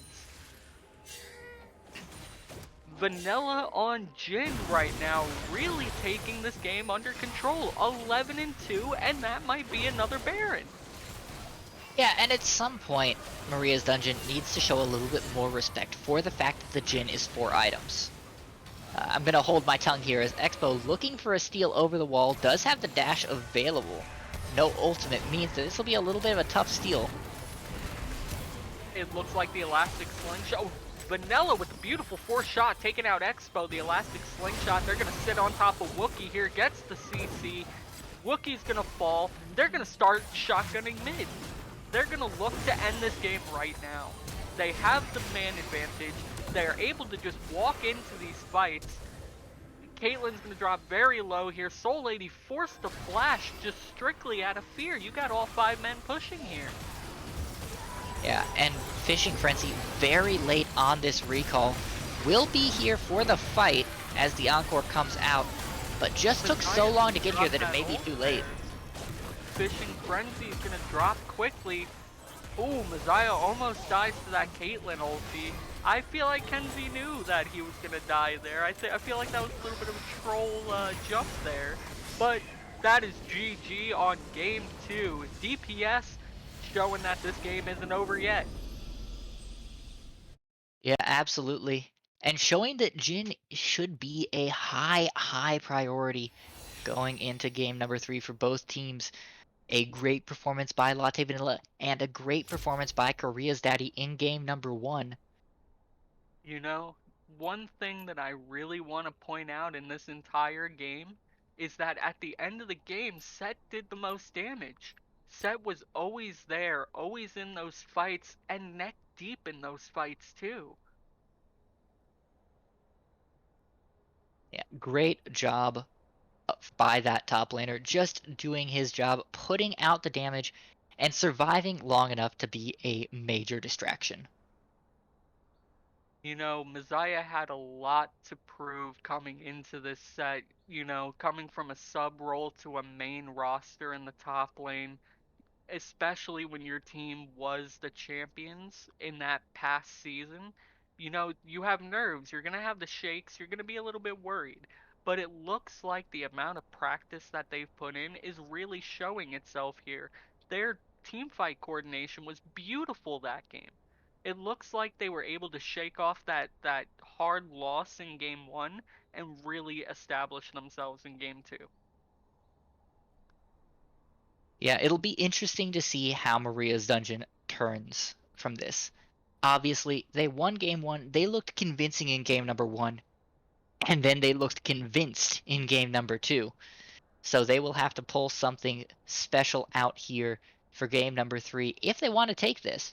You know, after game number 1, I said they might be on the same level as Spectre, but I'm not so sure. It feels a little bit more shaky for them after that performance. Definitely, and Maria's Dungeon is definitely going to have to work some things out. They're going to have to ask themselves what went wrong this game. They had the early game advantage, but as the game went on, the Jin got way out of control.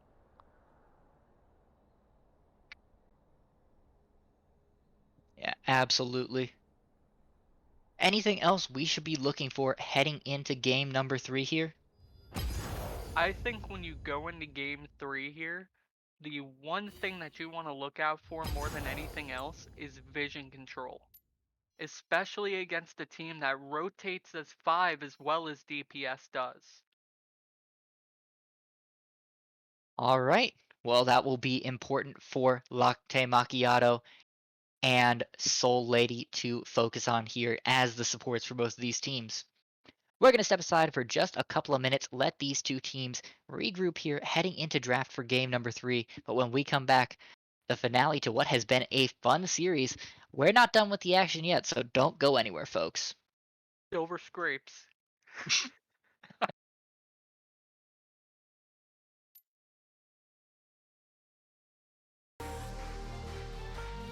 I just need to clear my head. I just need to. I just need to clear my head. Can't focus. I can't forget. I've been thinking too much lately. I just need to clear my. I just need to clear my head. Oh, clear my head. I just need to clear my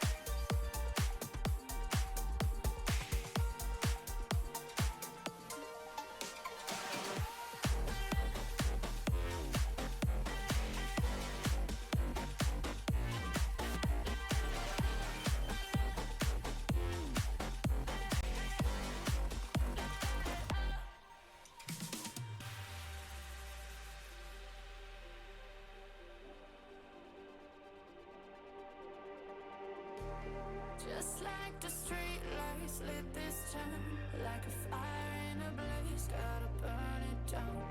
Can't be afraid to leave this out. We got this far, don't know how. I see danger in your eyes. They know we'll burn down tonight. Coming just like the sunrise. You know that we gonna light it up tonight. We gonna light it up tonight. We gonna light it up just like the sunrise. We gonna light it up.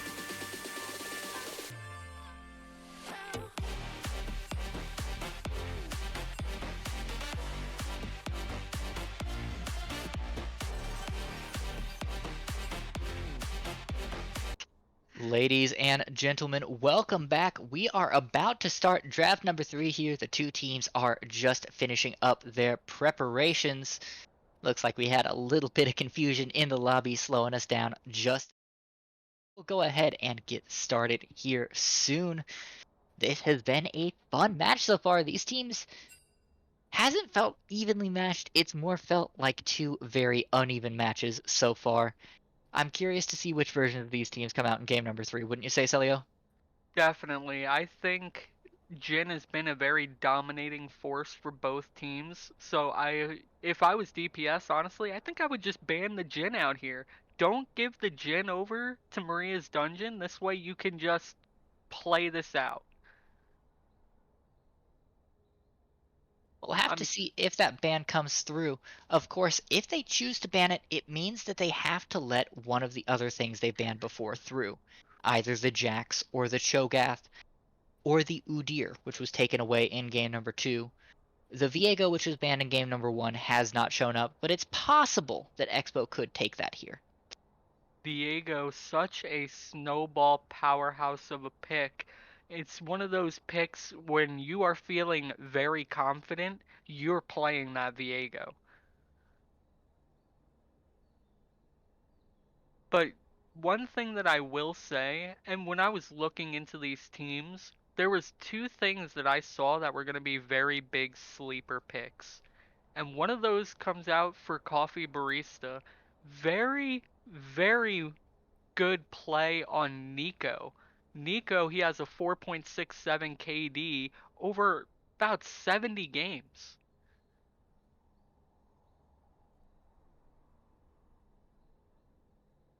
Nico is a strong champion with the disruption available to him, or her rather, with the ultimate, with the root, and the damage available with the Pop Blossom. So having that here could throw a wrench in the plans of DPS. Nico is best decision, always. Saying that as a fellow Nico enjoyer myself, I have been known to play the champion every now and again. Uh, I just think the champion's hilarious.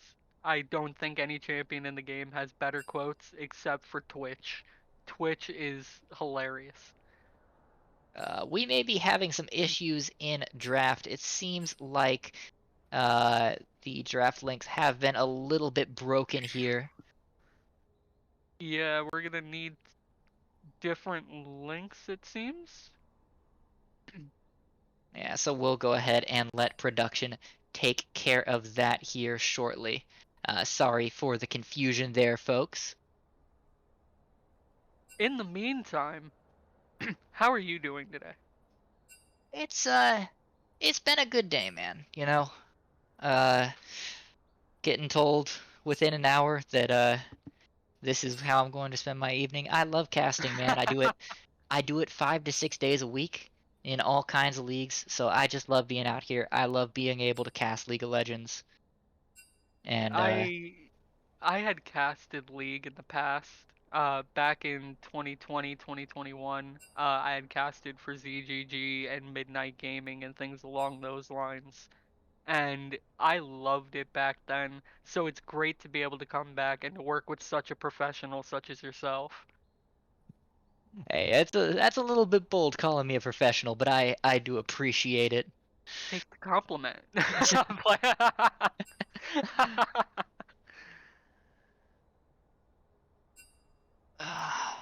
Alright, looks like the actual draft is finally underway. The Yumi ban, I saw this coming, as I mentioned. The Yumi, such a strong pick. You never know what Uh, that Yumi's gonna go, whether it's full AP, whether what it's are full you support. looking at? I do not have a draft link. Here, I will send it to you directly. Uh, it is in your DMs. Alright.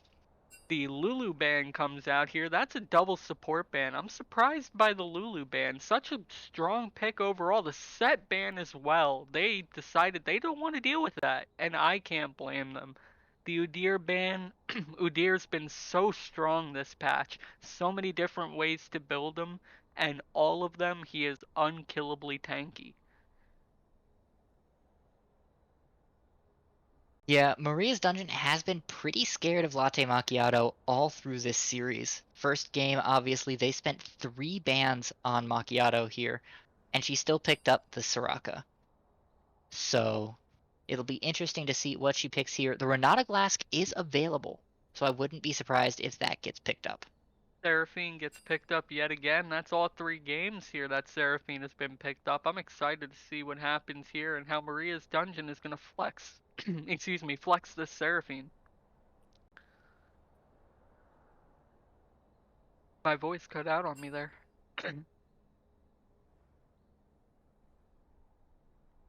Janna.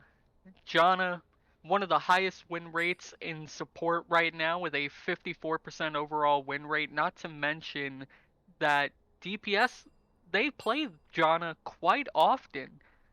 Janna, 3.71 KDA over on DPS. This is such a strong pick. This counters a lot of engage. This stops a lot of damage. They meant to pick Nami. Scratch everything I just said. DPS is having a little bit of trouble over here. Nami Ezreal is going to be the bot lane. Latte Vanilla apparently having some rough times with internet. And Tsunami Ezreal. You know, sometimes you gotta bring your entire rig to McDonald's and just tell them you need a minute. Ooh, the you guys get the Nyla! you guys get the Ooh. McDonald's internet. I'm stuck on Sonic. Oh, I'm so sorry. Not only are you at Sonic, but you're playing outside because they don't have an inside. No. I've got my whole rig in my car actually. It's Cyberpunk 2077. What will you be? Jokes aside, the Nyla here is a little bit surprising. Nyla, from what I've seen in both solo duo and competitive play, has been a little bit underwhelming for players. She has a lot of these passives. She has a lot of things that seem super helpful for team fights. But at the end of the day, her damage numbers are just so low to compensate for that these ADCs don't feel like they're being as effective or as meaningful in the match. Definitely, and especially when you're on a Nyla in a competitive match such as this, they're gonna definitely coordinate to try and take you down before you even get in there. Nyla, one of the shortest ranges in the entire game for a range champion. It's gonna be interesting to see how Maria's Dungeon plays around this Nyla pick, and I will say I love the Ornn pick as well. Ornn is very strong, always consistent, and the item upgrades can be a game changer if they can drag the game out. Yeah, absolutely. You know, going back to the old school when Moonstone Renewer, the upgrade by Ornn didn't have a cap on its healing and you could just sit in fountain with it. I remember the old days of Ornn and Yumi, where Ornn would just sit in your fountain. There was nothing you could do about it. Such lovely, not at all miserable times. You know, we don't believe our champions have overloaded kits, and we don't believe items are too powerful. Riot Games. The Zac ban. The Zac ban is gonna come out here. They definitely want to stop the slow roll on the Zac. Kenzie really showed how strong they are on that Zac. The Vex ban. Vex, such a great champion. High burst damage, low mobility, but big AoE fears. Hard to stop a champion like Vex. Uh, Looks like we have some confusion here. Not quite sure what the players are thinking, but we'll let them sort it out as the Sedge ban comes through. Pinching Kenzie's pool just a bit here without the Zac on the table. What are they going to pull out? Definitely, this is something where Kenzie feels incredibly comfortable on that Zac, on that Sejuani, and being able to pull those champions from them. It's going to be tough for them to bounce back unless they have a niche pick here, something that they've been practicing that we haven't seen.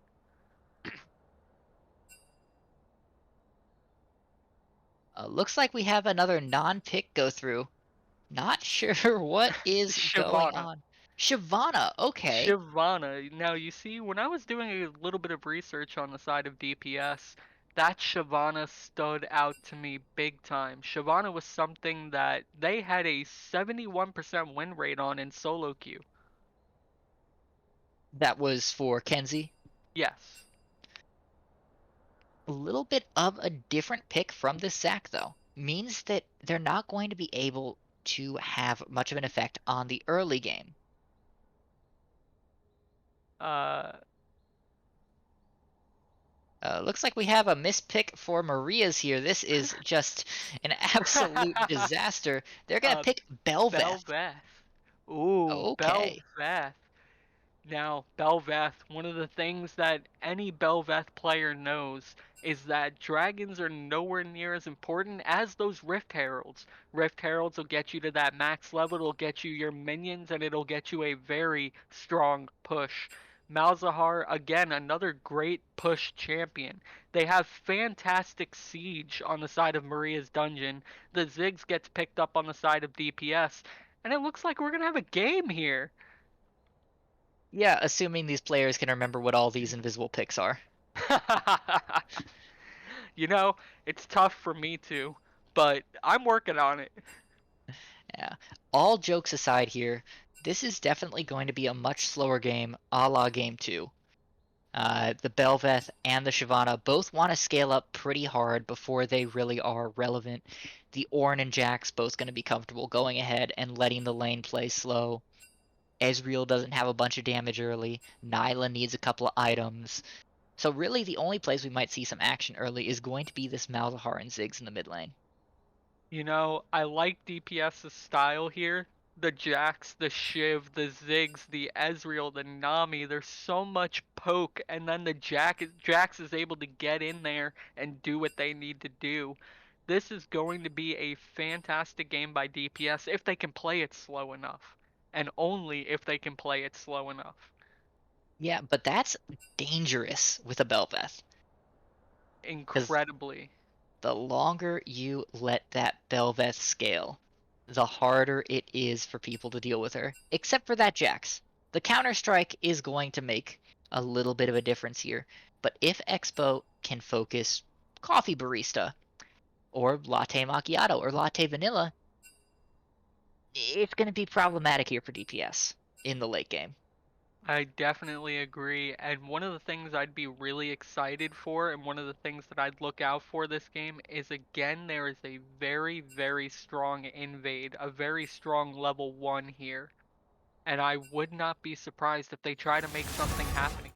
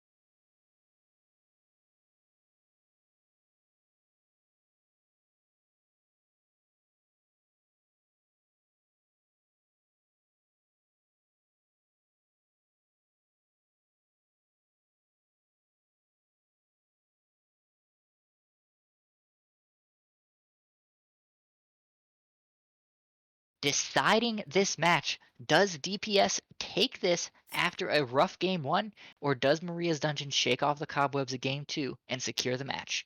We'll have the answers right here, so don't go anywhere.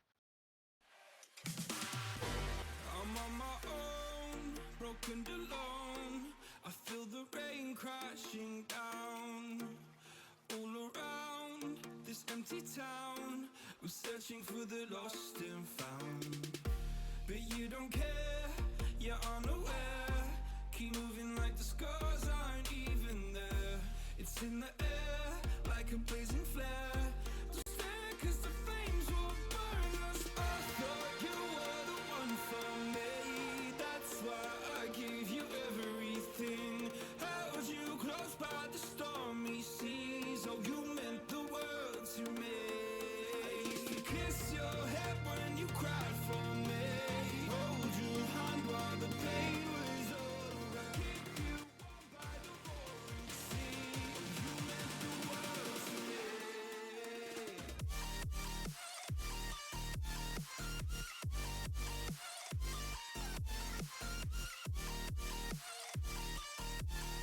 Oh, you meant the world to me.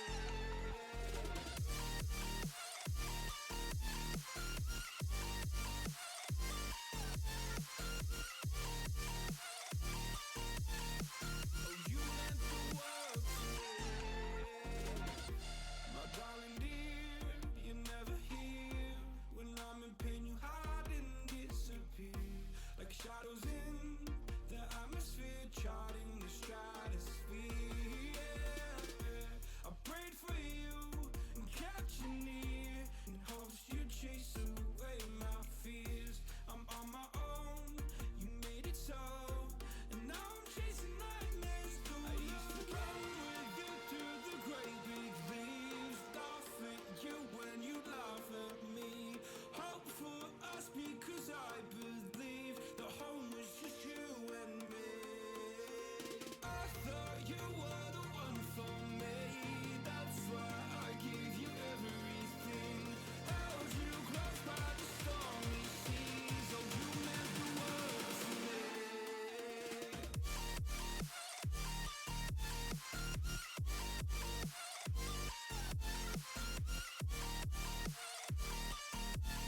Oh, you meant the world to me.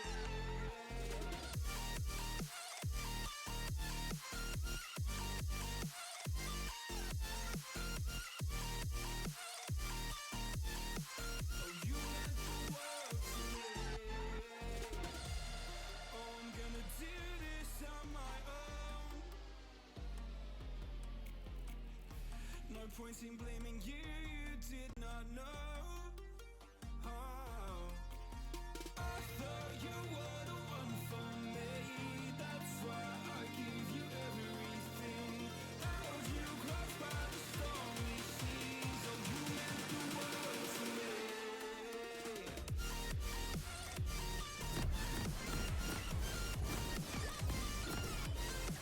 Ladies and gentlemen, welcome on to the Rift. The players are ready, the field of battle is ready, and we have a fun final match for you here. Looks like teams are a little bit slow to get off the spawning platforms this time, as a couple of people are not quite in game.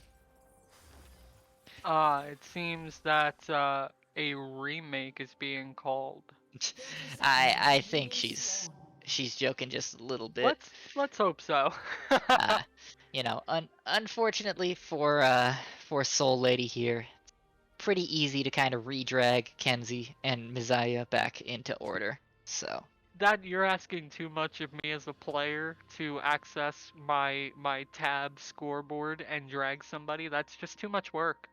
yeah, you know, the moment you look at scoreboard, you get disappointed by how badly you're doing, and you just have to FF the game right there, obviously. So clearly, if it's not right from the start, it's not going to be right ever. As the type of guy who will easily enter a game and go 0-5 in 6 minutes, I understand completely. Are you in my solo queue games?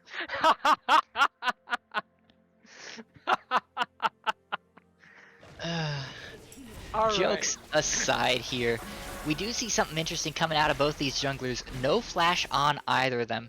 Bel'Veth and Shyvana both taking the ghost here, so they'll be able to stick to people more easily, but it also means that they might be a little bit easier to track down in some of these fights if they can get caught out. I agree wholeheartedly. Ghost has become one of those summoner spells that people are starting to like over Flash. And so I'm excited to see what happens as far as that goes. Because especially with Shyvana taking press the attack here, that means the Iceborne Gauntlet is going to be the build, and she's going to stick to you, and with that movement speed, it's going to be hard to get rid of her.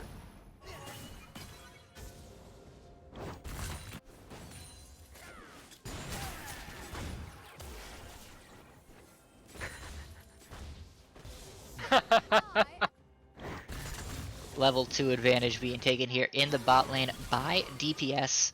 Latte Vanilla with the arcane shift forward, deleting the health bar of Soul Lady. Good grief.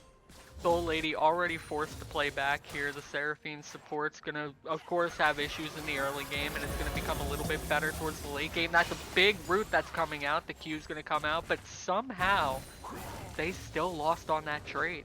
They come out behind on that. They're gonna go back to tower and look to farm out the wave.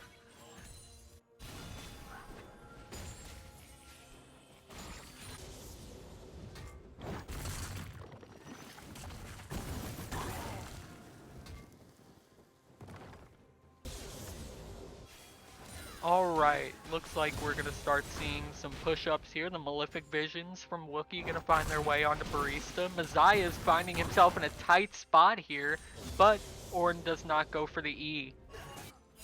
Interesting decision there. He's probably wanting to hold on to the mana. This way he can set up for that burst kill. Yeah, he can hold on to the mana, but on the other hand, he can also just go ahead and build himself a mana crystal. Oh, Lane Macchiato's gonna get hard engaged on the Ignite, comes out. First blood for Korea's daddy, and he's gonna go swap his attention right onto the Ezreal. But it looks like Ezreal's dropping real low, but so is both. And Wookiee Monster manages to kill Mazia in the top lane in that 3-man gank. Great Fight's roam breaking timer. out. Great roam timer from the mid laner there of Maria's Dungeon. Pushing in Coffee Barista and taking that time to go ahead and put Fishing Frenzy in a good position. I agree wholeheartedly here. Coffee Barista didn't have enough time to push that wave out, nor did he have the mana to push that wave out to punish Wookiee for that roam. So Wookiee manages to not only get the roam and the kill, but he comes back and he soaks the entire wave. Yeah, only up a couple of CS, but when you have a kill in your back pocket, that doesn't matter quite as much. Looks like our laners are just going to do a little bit of respective farming, a little bit of vision control. As you see in the topside jungle, Maria's Dungeon has so much warding on Kenzie, so they're going to see whenever Kenzie starts to make those rotations to top lane. Yeah, that very deep ward right by the Krugs makes it a little bit hard for Kenzie to gank. However, I don't expect much out of the Shyvana pre-6. She's going to try and take the Drake here, and she's probably not going to be contested unless the Seraphine finds her here. Actually will be able to chase Kenzie off the Drake. But outside of that, without the Draconic Ascension, it's just so hard for Shyvana to be meaningful in lane fights here. Stopping that sub 6-minute dragon is huge. You stop Shyvana from getting her passive, you stop the objective from falling off the map, and by keeping the dragon up, you have constant pressure on the rest of the map because you don't know where Bel'Veth is. Oh, Korea seems to be going in here. The exhaust gets dropped down onto Korea, and he's just gonna back right back out. Those two dashes on the side of Nyla, a lot of damage coming out by Macchiato, though, managing to keep Korea's daddy at bay a little bit. Oh, beautiful bubble goes down, and it looks like this fight's going to be reignited right here. Oh, maybe not. A good disengage by Soul Lady, just keeping enough space that it was impossible for Latte Vanilla to continue putting the damage out onto Korea's daddy. You know, I have to say Mazia versus Fishing Frenzy is one of those lanes that I'm keeping such an eye on. These two have been slugging back and forth all game. It hasn't stopped. Yeah, it's been a little bit less kill heavy than some of the other Oh, we got the matchups we've seen 3-man so up top. far. The flash ultis. That's 2 ultis that come out, 1 flash, but Jax can't stay alive for that. The Yeah, you know. Malzahar Prolific Visions plus the Nethergrass plus the Ornn ult, you just can't really survive that. So much CC, you're not able to fight back. It's very tough to bounce back in that situation. Yeah, and you know, the moment I say that there hasn't been a whole lot of fighting in the top lane, that's what happens. I really need to learn to couch my words a little bit more carefully, just so that I don't get these players killed. You know, I will say though, I am really finding it smart by Maria's Dungeon to play these fights as they are. They are focusing on Messiah in the top lane. They're saying that that is your carry and we're gonna stop it. Yeah, the Jax 0-2, down 5 CS on a tank where he should be doing just fine. Might have to hold that thought as Expo looking for the steal here, does have the weaker smite and won't be able to land it. Expo is stuck in this position now, not even having ult for this fight. Oh, but it looks like the Ezreal banana is gonna miss just a little bit. Banana misses, but they still got the kill onto Expo. Which So, is humongous. If I am on the side of DPS right now, I want to take Rift Herald off the map.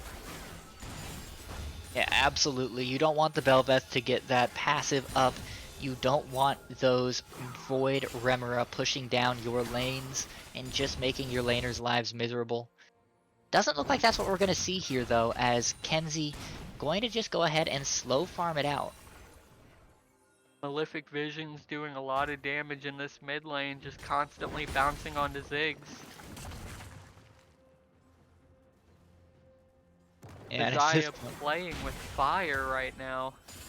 yeah, at this point in the top lane, there's not a whole lot that the Jax can do. Fishing Frenzy, pretty tanky with that Bomby Cinder, with the Bramble Vest. So more than happy to just make Jax unhappy. If I'm Messiah right now, I'm having a very tough lane matchup. I'm letting my jungler know, don't come top lane. Just let me stay under tower, farm what I can, and you focus on controlling the rest of the map.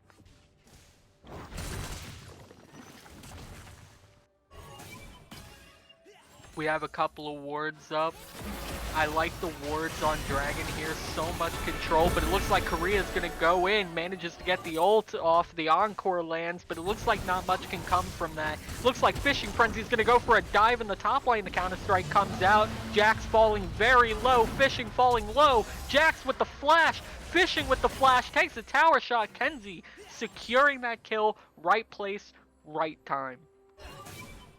And that was unfortunate for Fishing Frenzy. Got stunned up under the turret, unable to move, took about half his health bar just from turret shots alone, missed both calls of the Ornn Horn, and then just happening to have Kenzie right there.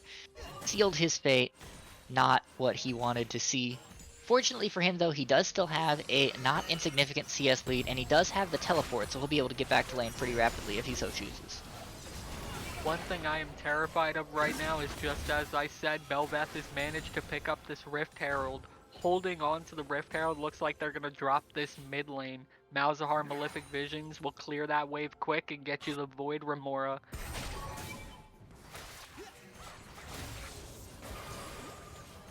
Yeah, Coffee Barista. With 3 members there wasn't much he could do except for just sit and watch. I agree wholeheartedly. Coffee Barista right now is finding it hard to make those rotations, hard to make those plays. Ziggs is such an item reliant champion that if you're falling behind in these early games, it's gonna get much harder to bounce back. But it looks like Expo's gonna get caught out on the backside here, dropping insanely low, staying alive by Soul Lady. Rift Herald's gonna start walking its way in. They're body blocking the Rift Herald. This is very smart. Rift Herald can't go anywhere. Yeah, an unfortunate placement of Rift Herald by XPO. Almost wonder if he just forgot that he didn't have real wards there. Wookie Monster's gonna get caught out here too. Kenzie with the ulti goes right in onto Wookie Monster and manages to blow them up. Right now, this game, I know it's 3-3, but right now map control is fully in the hands of DPS. Yeah, absolutely. It's pretty hard for the Belveth of Expo to be able to really put pressure down when the entire river is completely warded red. Expo just has to sit and farm and wait for, 30 minutes when he has enough stacks to machine gun down anyone who walks close. Messiah was sitting in that river there for about 20 seconds hoping to make a play happen, but nothing really came from it there. Horn's getting so much more power in this top lane, and Jax is finding it so hard to bounce back, but it looks like Kenzie is going to start making their way to the top lane, spotted out by that ward. Right now, Fishing Frenzy is completely taking control of top lane. Messiah is really going to need to hope on a mid-game bounce back here. You're looking for those team fights where you yourself can come out very far ahead. Jax, one of those champions that loves to hoard the kills, you know what I mean? Absolutely. 0-2 right now, not doing a great job on that, but come team fights he should be a little bit better. He might just pick up one here. Messiah dodging just about everything. Step. That was a beautiful sidestep, but the Ornhorn's going to come out here. Jax is going to pop the ulti. Orn's going to go in with the full engage and the passive proc. Oh, Messiah with the counters! Messiah outplaying Fishing Frenzy completely, and it looks like that Kenzie's going to pick up this next dragon, stealing it away. Wookie Monster's going to fall dangerously low here, drops the ulti, manages to die. Coffee Barista following up on Soul Lady. Kenzie sprinting in, but it doesn't matter. Oh, Kenzie with the snipe onto Korea's daddy, and that is a 13-minute, 50-second ace.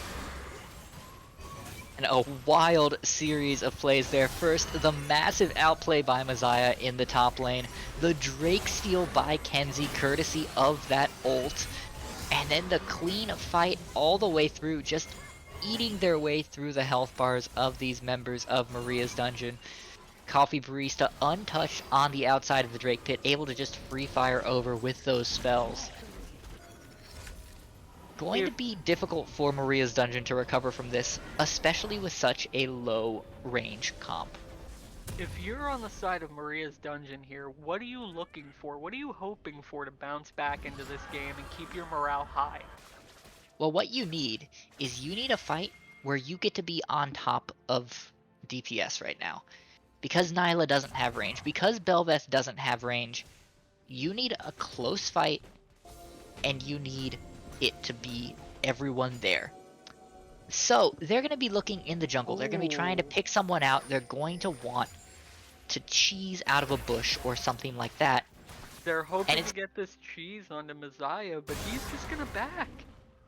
Yeah, exactly. At this point, with the vision that DPS has on the map, and with how in control they are, they don't need to make the dangerous checks onto bush. They can play it safe, and it's going to make it very difficult for Marias to get the picks they need. It looks like the lane swaps are finally going to come out on the side of DPS. Ezreal and Nami are finally in that top lane, but XPO's been waiting in that bush. The Ornhorn comes out, and it looks like Macchiato's going to be the odd man out this time around. Expo gets in real deep, manages to survive, taking out Macchiato. Beautiful play, the patience to wait in that bush as long as you did, but it looks like Kenzie's gonna ult over. Is this going to be a kill? Yes, it is! Soul Lady dropping to the Ezreal Q. Beautiful game sense on that Ezreal. He knows his range, he gets the ability off. That was beautiful. Absolutely, and great timing by Kenzie Shinx. Of course, not able to save Latte Macchiato, but getting the return kill is almost as valuable here because it gets gold onto the Ezreal, who wants to scale, who wants to get big, and wants to be able to free fire from way behind Kenzie and Messiah. So this is another positive trade for DPS, and another potential concern for Marias. Oh, Messiah's gonna find XPO in the jungle, And Mazia's starting to drop low with the help of Korea's daddy. The Ziggs ult's going to come out there, and Mazia forced the flash over the wall and disengage. Yeah, lucky break for XPO. Having Korea's daddy in the area is the only reason that he didn't get burst there. I agree 100%. Korea's daddy managed to jump out of the lane, jump right onto Mazia. Mazia had already busted the counter strike, so there wasn't much survivability. But Kenzie's gonna jump in onto Korea's daddy, gets the slow, they get the dodge out, and Korea's daddy might actually just walk out of this. Yeah, Meanwhile, in the top incredible. lane, Yeah, just that W managing to barely save the life of Korea's daddy, as the Shyvana couldn't get the auto attack through. Great job of soaking pressure there, burning some important cooldowns on the side of DPS. But in the grand scheme of things, still not great as they lose their mid turret here to a Rift Herald charge and a Satchel charge. you know, I have to say the Ziggs pick for this team comp was a little worrisome at first, but they are showing that they know their job. They're sieging those towers, they're taking the lane, they're adding in the mortar poke. This is great play on the side of Barista right now. Yeah, and that's most concerning for Maria, is the fact that DPS is playing their comp perfectly. Because in a vacuum, the long range comp will always beat the short range bruiser comp. So Maria's needs to force some misplays out of DPS if they want to win this game. Objective bounty has been claimed in the top lane by Ornn, making sure that he's able to grab that. Ornn was running the top lane for the majority of the game up until that outplay. I mean, he's still running it, he's pushing into the second tier turret. However, the problem is Kenzie Shinx runs this dragon pit. Kenzie right now is going to pull out their third dragon, and with Shyvana passive, you gotta be scared. It's 18 minutes and 50 seconds in, and they're threatening Soul. Especially with it being Infernal Soul. Right now, if I'm Maria's dungeon, I am finding every single way to stop those dragon fights. I'm looking for poke beforehand. I'm looking to make something happen beforehand just to make sure that they cannot get those dragons. Yeah, the problem is, you know where all of that starts? Vision control. And look at the map. There is next to nothing for Maria's right now. Every ward on the map in the river is red. It is going to be so tough for Maria to come back here. Fishing Frenzy is out here trying to clear wards, but as you can see, he's doing it alone. He's in a tough situation. It looks like the Ornhorn's going to come out here and hits Coffee Barista up, but not much is going to come from that. I'm very surprised that Ornn decided for that engage. Yeah, I think that was... he was prepping for that engage as he walked into the bush, and just reacted a bit too late to the presence of Kenzie Shinx. So a little bit of an unfortunate cooldown usage there by Fishing Frenzy, but thankfully it's short enough that it shouldn't be the end of the world. It'll be up in just about 70 seconds. Now this is interesting. A two-man Baron sneak here. Coming out of DPS. They have the ability to do it, especially with the armor and magic resist gains from Dragon. They can definitely manage to do this, but it looks like Maria's dungeon might be able to sniff this one out. XPO manages to get in on the latte right after the Baron knockup, taking advantage of that Baron debuff. Vanilla drops to one hit, manages to walk out. Kenzie Shinx going in. TP is going to be coming down. Kenzie dropping very low. Wookie Monster REs and messes up the combo. He's going to die for that. Fishing Frenzy is going to start to try and find anything he can do. Knowing they're down the mid laner, there's not much that is to be done. Mazia jumping in, putting out so much damage. Coffee Barista again remains untouched. This is a fantastic play out on the side of DPS. They're looking for those engages. They're finding them too. They were even able to counter on the back of Baron debuff. Right now, Maria's dungeon has to be feeling a little bit disheartened, but they need to be able to drop that feeling, put a plan together, and bounce back from behind here. And on the side of DPS, the person who's probably happiest with that fight is going to be Messiah. Had a very rough laning phase, just couldn't get anything going against Fishing Frenzy, but now that he's got the Bork and the Sheen, he can finally start doing some damage and being relevant in these fights, and that's gotta be a good feeling for the Jax.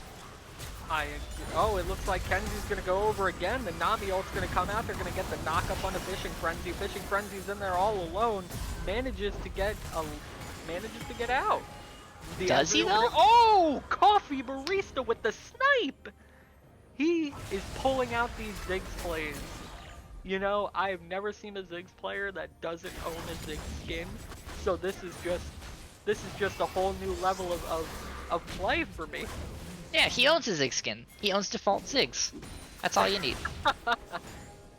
You know, you make a very good point there. And again, DPS is taking control of Vision. And they're going to look to go straight for this Baron again. At this time, though, Maria's will know about it. Don't have any vision in the area, but are going to move up as, well, now 5 as the Ornn TP comes down. Question is, will it be in time, or will this Baron be burst down? Looks like the answer's going to be in time. Oh, it looks like that. Kenzie's going to jump in deep, gets hit with the Malzahar ulti, not much to go. Fishing Frenzy managed to take out Macchiato. Messiah falls down to XPO. Fishing Frenzy playing this beautifully. Kenzie dropping even lower as XPO's going to go and pick that kill up too. This is great play on the back of Maria's Dungeon. As I said, you need to find your way back, and they do it on the back of Baron debuff. And you know what turned that fight for Maria's? The 4-man encore from Soul Lady. Went the entire length of the river, let the Nyla get in, and pull off a 4-man ult of her own. Gorgeous. And the execution. It wouldn't be a professional match without an execution. Shout out to Broken Shard. Oh man. It's been a few years, but that brings me back to the one, I think it was CB LOL game, where a team manages to get a 5-0 ace with all their health bars super low, blinking red, and then they all die to Baron afterwards. Isn't that the one where the caster said that Baron had more kills than CB LOL? Sounds about right.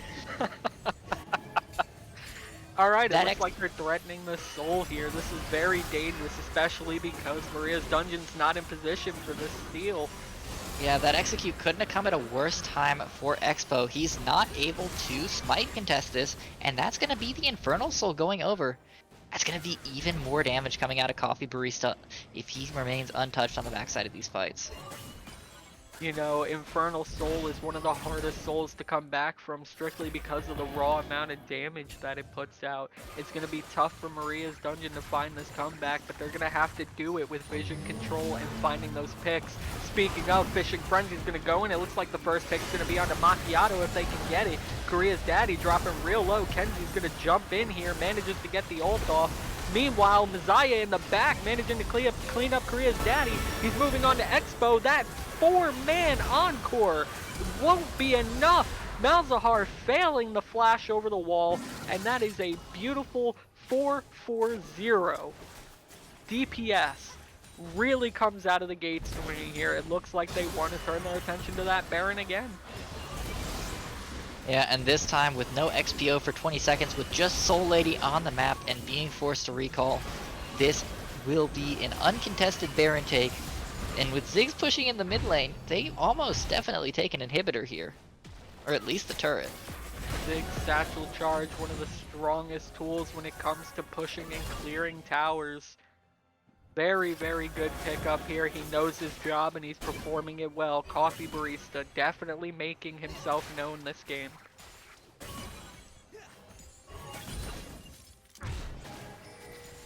You know, I have to say though, Kenzie really throughout these last 2 games have shown why they are the jungler for this team. They are making very good calls. They are getting those rotations off, and they are everywhere you don't want them to be. Yeah, and it's a completely different Kenzie than what we saw in game number 1. The Zac was frankly anemic in game number 1, unable to get any ganks off really successfully, unable to make pressure happen. But both in game number 2 on the Zac again, and here in game number 3, it's almost like someone else is behind the keyboard. Completely different, completely improved, and it's made these games a whole lot more competitive. It looks like Ornn items are finally coming out here. Now this is a major power spike, especially for Nyla getting the upgraded Immortal Shield bow. Now it's Bloodlord, I believe is what they call it. This is going to be a game changer. They just need to let Ornn get these levels, upgrade everybody's items, and then they need to put up a fight at this Elder Dragon. Now the question is, do they have enough time to let this Ornn level up and kind of get that farm he needs to?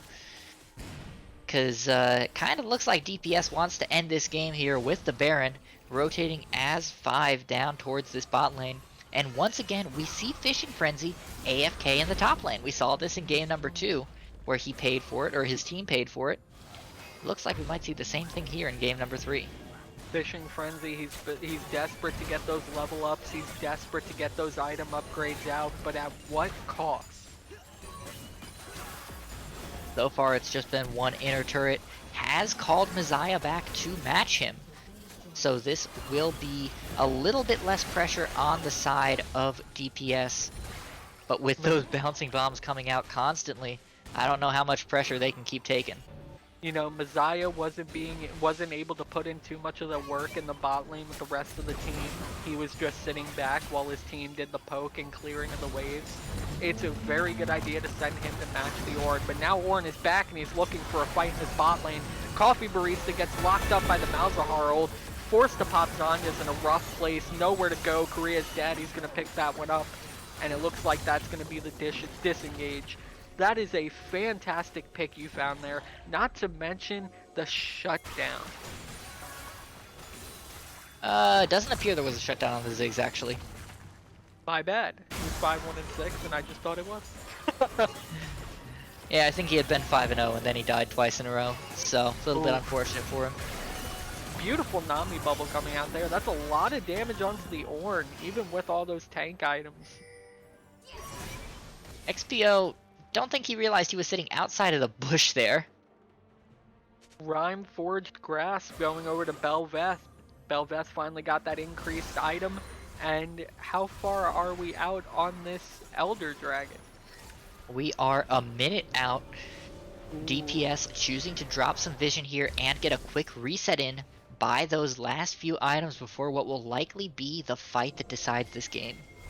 I think that is a great idea, especially getting those backs off. You want to make sure you are as powerful as possible stepping into this fight. You want to utilize your gold lead right now. You're up 6,000 gold, and you want to make sure that you're using it. Yeah, and they do need to be a little bit careful here in theory, because as we said earlier, what Maria's needs here are bush cheeses to be able to pick off 1 or 2 members before these fights start. Maria's, of course, was not in position for that, but in theory... we have found here, but not a whole lot's going to happen. Well, not a whole lot, except for Expo losing about a quarter of his health bar. And you know, that was to a WQ from Ezreal. That Ezreal does a lot of damage. Ezreal's gotten just about everything they've needed this game just to start snowballing. They've gotten the farm that they've wanted. They've picked up a couple of kills. They've picked up their core items. Right now, they're not focused on taking Elder as much as they are pushing Maria's Dungeon off of it. This is that poke comp that I mentioned. Right now, Fishing Frenzy and XPO just need to get in there, really. XPO's not in position for this, but Ornhorn's going to come out. Beautiful bubble by Macchiato. Stops that immediately. Meanwhile, Messiah's in the bot lane. He's about to take an inhibitor. Yeah, Maria's Dungeon spending a little bit too much of their resources here trying to save the Elder Drake and are going to just lose the base for it. With all the poke they've taken, they're going to have to back out here. They're going to seed the Elder Drake, and they're going to lose at least 1 Nexus turret before they can even get back. This was beautiful play by Messiah. Fantastic split pushing in. He's going to TP out. This is such a smart decision, not letting himself fall, instead securing the Elder Dragon. Infernal Soul, Elder Dragon, DPS. And now what we need to see from DPS is just take all 5 members, march down the mid lane, and end this game. No, they're going to go for the Baron. They want to be super, super certain that they win this game. They want to make sure they close this game out strong. They're going to head over to the Baron. They know that it's almost impossible to contest this with Elder Dragon and Infernal Soul on their backs. You can't really stop them from taking this. That can't be stopped. I'm not sure that it was entirely necessary, but with it on their backs, they should be able to just go ahead and push out to end this game. If I'm DPS, I'm 5-man grouping mid lane right now, and I'm fully expecting to end this game. Kenzie's in a position. They spotted out the Malzahar with the sweeper. The Oracles comes out again, spotting out the entire team here. And it looks like they're just going to play it slowly and walk in. This is a very smart decision. Kenzie moves back to give the Baron minions the chance to start moving up quicker. Crucially, though, there is a small window here where Coffee Barista is not going to be a part of this fight. It looks like Maria's is going to take advantage of that. Horn comes out, knocks up Vanilla off on the side. The Encore manages to hit Vanilla. Vanilla manages to pop the stopwatch, though, and the flash and the cleanse. Manages to stay alive. Messiah's going to drop down real quick here. The Ezreal ulti with Elder Dragon. That is a triple kill. That's tough. And that is almost certainly going to be the game here.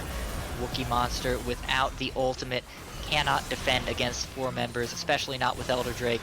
The Nexus beginning to be hit here. The Nexus will be taken down. That was a beautiful game by DPS. What a powerful way to end it.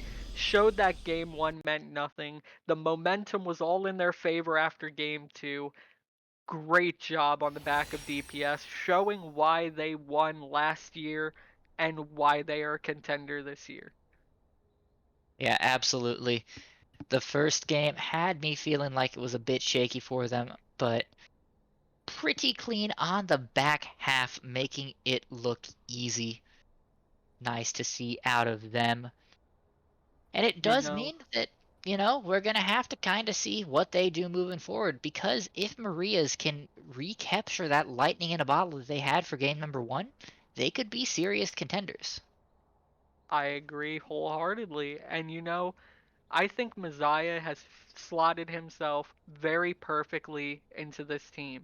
They are playing it very well. They are really just melding with the team. It seems like communication is at an all-time high for this team. Absolutely. Going to be interesting to see what comes out in week 2 if they look on as good a form as they did in games 2 and 3. Well, let's take a look here. We did hear whispers that we might be able to get the MVP of that match to chat with us after the game. Any idea who we might be talking to here, Celio, if we talk to anyone? I think it's going to be Kenzie. Kenzie, even though on the back of a rough game 1, showed that was not going to stop them. Game 2, game 3, they came out and they had some of the best communication I'd seen. Taking out all those jungle camps on spawn, taking out the dragons on spawn, and not to mention the Baron calls that were more often than not baits. Yeah, we'll have to see. I'll ask them if they are interested. Now, we do have one other thing to mention here as we're waiting to see if Kenzie's willing to chat with us. Our very own producer, RenoDaNerd, said that if Expo didn't carry this game, he'd be leaving the Discord forever. Oh, wait. Oh. Whoa, that's crazy. Wait. That is crazy. I did not approve. I don't want to sign off on that. That's crazy. Nah, you gotta sign off. You gotta dismiss now. Oh no. Damn, I believe Expo. I mean, but Expo played well, right? I mean, did Expo play did poorly? play very well. Expo did make themselves known. Aside from that last game on the Belveth, which I think was a little bit tough for Expo, I think the Kiana in particular was so incredibly good on the back of Expo. they said they think Kenzie went to work. Did you want to talk to anyone else? Anybody really? Your bad connection, which is the ADC, is their king captain. Okay, yeah, that works. Sure. I'll see if they are willing to come and talk. I guess we can get back into the habit of doing post game interviews. We used to do them more often in our earlier seasons. Now we just kind of rapid fire through the games and don't always get a chance to get it. And sometimes people just leave as Yeah, soon as they are done. So, but yeah, I it's would be down for it. We have it's some just nice time. to get a chance to pick the brains of these players, especially on Exactly. Yeah, for one-off matches sure. like these where we have the free time. Exactly. Or did they jump into a game already? Some people just dip. People may just be gone. Oh, he said yeah, sure. Wonderful. Can my sub join too? Sure. You guys. So this is the bot lane of DPS. You guys join the temp casting booth below. Yeah, hurry up though. I got stuff to do tonight. Yeah, I'm supposed to be off doing something too. So we'll get this. That game was so long, I fell asleep twice. Here, shit. Oh, okay. They joined back their thing. Let's see. Move to. And then also, yeah. Hello, the bot lane of DPS. This is the Starbucks bot lane, right? Yeah, the Starbucks bot lane. That's us. Is that? So, my first question for you all is where was the momentum switch from game 1 to game 2? After such a tough game 1, you all managed to bounce back so quickly in game 2, almost as if game 1 never even happened. I stopped trolling. I told you they were memeing. I called it. Okay, I will say, the enemy bot lane was better than I expected.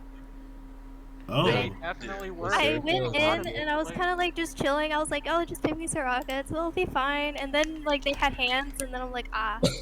I would say mechanically. So Maria is the captain and the support of the enemy team. She's been playing in BTL since like season 2, and she's been a champion I think a couple of times. And she plays from Korea. I think if Maria didn't play on 200 ping, she'd probably be like a D1 player.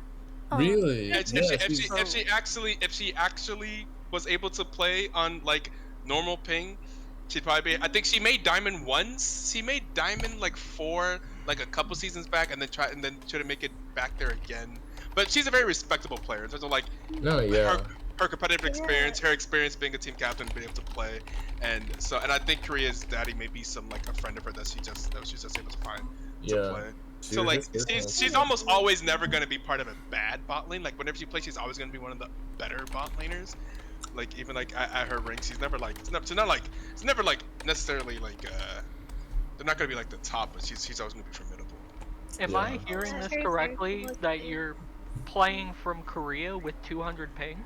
Maria is the other support. Yeah, the person whose name is Soul Lady is because I don't think she lives there now, but at the time when she made it, I think she lived in Seoul, and she still lives in Korea. Yeah, Maria plays from Korea. Damn. Very. It's actually insane. Yeah, that is amazing gameplay coming out, especially on such bad ping. It's so tough to make those quick decision plays. But I don't know how Maria does it. I've seen her play Valorant pretty well too, and I think she just made like platinum or something like that in Valorant. And she says so much she sucks at Valorant. I know. I mean, Maria is just one of those gamers that's just good at things. So like, I don't know. Yeah. Korean. Maria really is Korean. So I mean, it's just chop it up to that. Well, y'all, we've been talking about Maria a whole lot, but we've got the other bot lane in here. Very true. Yeah, what about us, bro? I just wanted to explain. I'm sorry. Yeah. I have a question from Macchiato here. More often than not, you found yourself getting engaged on before the rest of your team, but you always managed to walk out of that with the slightest bit of HP. How was that for you? Okay, so my playstyle is just bait the enemy team into just blowing all their shit on me, and then I'm pretty slippery as a player, I feel, so I can just kind of get out of like the worst possible situations. I always shock David sometimes, and especially in laning phase, because I'm hyper aggressive. I was gonna say, I saw you manage to sneak out with 10, 15 HP more often than I didn't. It was such a great escape multiple times. Honestly, you played out of your mind. Great Yeah, job. The flash. she's a very good support. Yeah, Um, I was saying the Starbucks bot lane. I was like, if I was to go through and rank the bot lanes, I'm not sure if you guys have looked at any of the other rosters and try to like size them up, but I think this is probably. I was saying this will probably be the better performing bot lanes. I was thinking you guys would probably be the number one bot lane if anything, but I think it looks like performance on it just in terms of average rank, you are the highest bot lane. In terms, but like the other ones that are close, I mean, Maria, I think I was going to outperform her rank because I mean, it's probably there's like a bit of a ping difference there. Looks like Yeah. performance unenhanced Ducks also has two D3s in the bot lane, but they're also their entire team is like D3. It's like D3, D3, D3, D3, and Yeah. D4. So like they are just the most balanced team possible. Yeah. And then it looks like Swift Duelist is at a D3 for Imagine Cloud. He had a pretty good game when we saw them scrim. And Mm. Prince Suit Iron Chefs, we saw them take I think a loss yesterday Yes, they lost against fairly hard. Spectre. Yeah, against Spectre. So, anyway, learning. I think learning actually switched down to ADC. So now Spectre has a Masters ADC. I think learning switched from mid to ADC. So maybe they'll Interesting. do well as well. But yeah, I hey, mean, DPS is definitely. I think looking forward to seeing this bot lane play. hey, Okay. Vanilla. Hmm. Um, you were part of the team last season where DPS had taken it and won the matches here and became the champions here. Yeah. Coming into week 1 here, you lost game 1. Game 2, you pulled out the Jin and you stomped them. In game 3, when you saw the Nyla pick up, what was going through your head? Uh, honestly, I was just like, damn, they're really trying to kill me. So, uh, yeah, probably want to take me out and make the game really hard for us, right? If I fall behind, I think the game looks a little bit different. So, yeah, we What were just had comms like at that time? like when they locked in their champions and champ Yeah. select. Uh, we were just kind of like, hi, yeah, we need to like really pick this engage and like poke them out, right? Because the way you beat engage comms is you just poke them out, right? They have no sustain, and eventually they'll get impatient and they'll just pull the trigger at the wrong time, and that's when you take advantage of the bad timings, right? You saw it in that third game how antsy they were at times to try to kill us. At times they actually did kill us, right? But for the most part, we did a pretty decent job of like poking them out, getting them impatient, and then they just burn everything. Uh, and then they have nothing else, so we just kind of run them down, poke them down, take the objective, etc.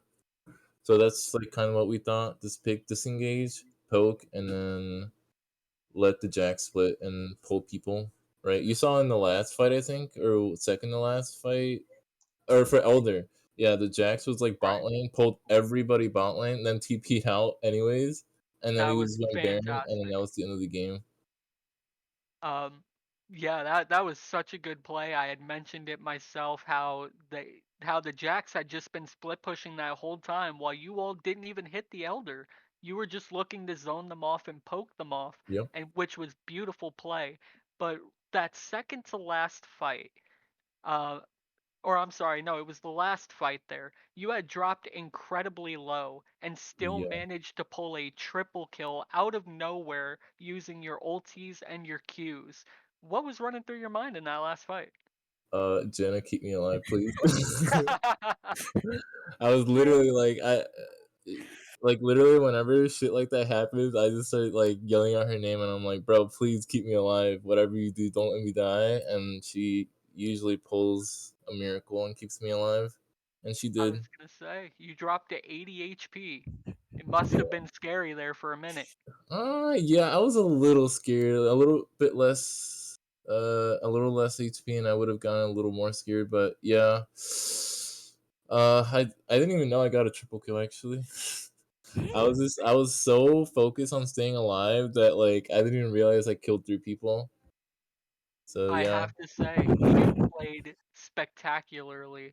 And as I had mentioned to the other casters here, as well as our production team, that Kenzie played incredibly well, coming off the back of game 1, where it was such a tough game for Kenzie to do much of anything. Game yeah, 2 and 3, Kenzie came out and took control of the game. yeah. She did. She did a really good job of coming back. The first game was just awful, right? We like the comments were really quiet. We were all just like, "Yep, this was a really bad game." Right? Everyone can agree. It was you know, we just all got gapped. Let's be honest. Like we just got like stomped and stuff, and we weren't really ready for like how they were gonna play.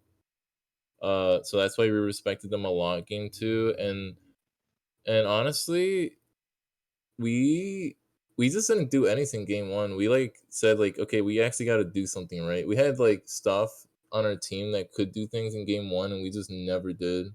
Granted, we fell behind too much to do anything at like a certain point, but game two, we made sure to like actually go out and like do shit right. To actually go in, take fights, kill them, Was and morale in a bad place after game one? not necessarily, but you could tell people were like, like, damn, that was a stomp, right? But we tried really hard to keep it positive, right? I tried to like, be kind of vibey, Jenna too here.